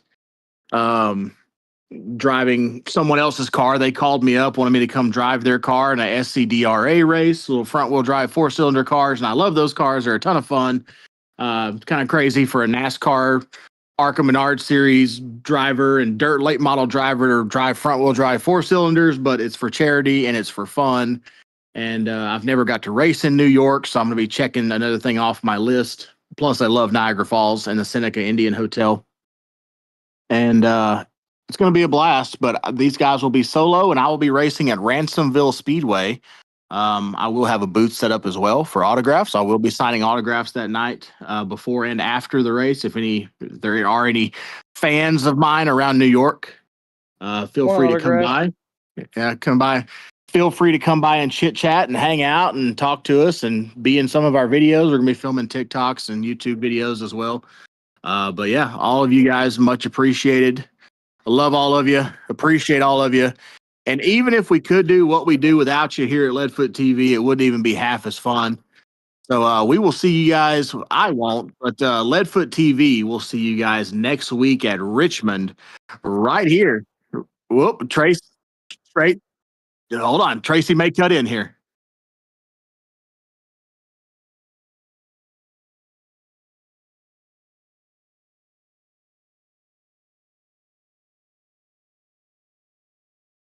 All righty. Black Diamond Designs, a huge sponsor here. Black Diamond Enterprises as well. We're going to go through and thank all of our sponsors. Downtown Auto Sales as well. NSRLA.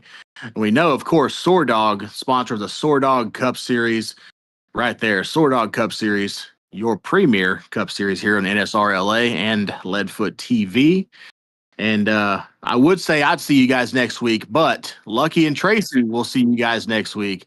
But I'm gonna say it anyway.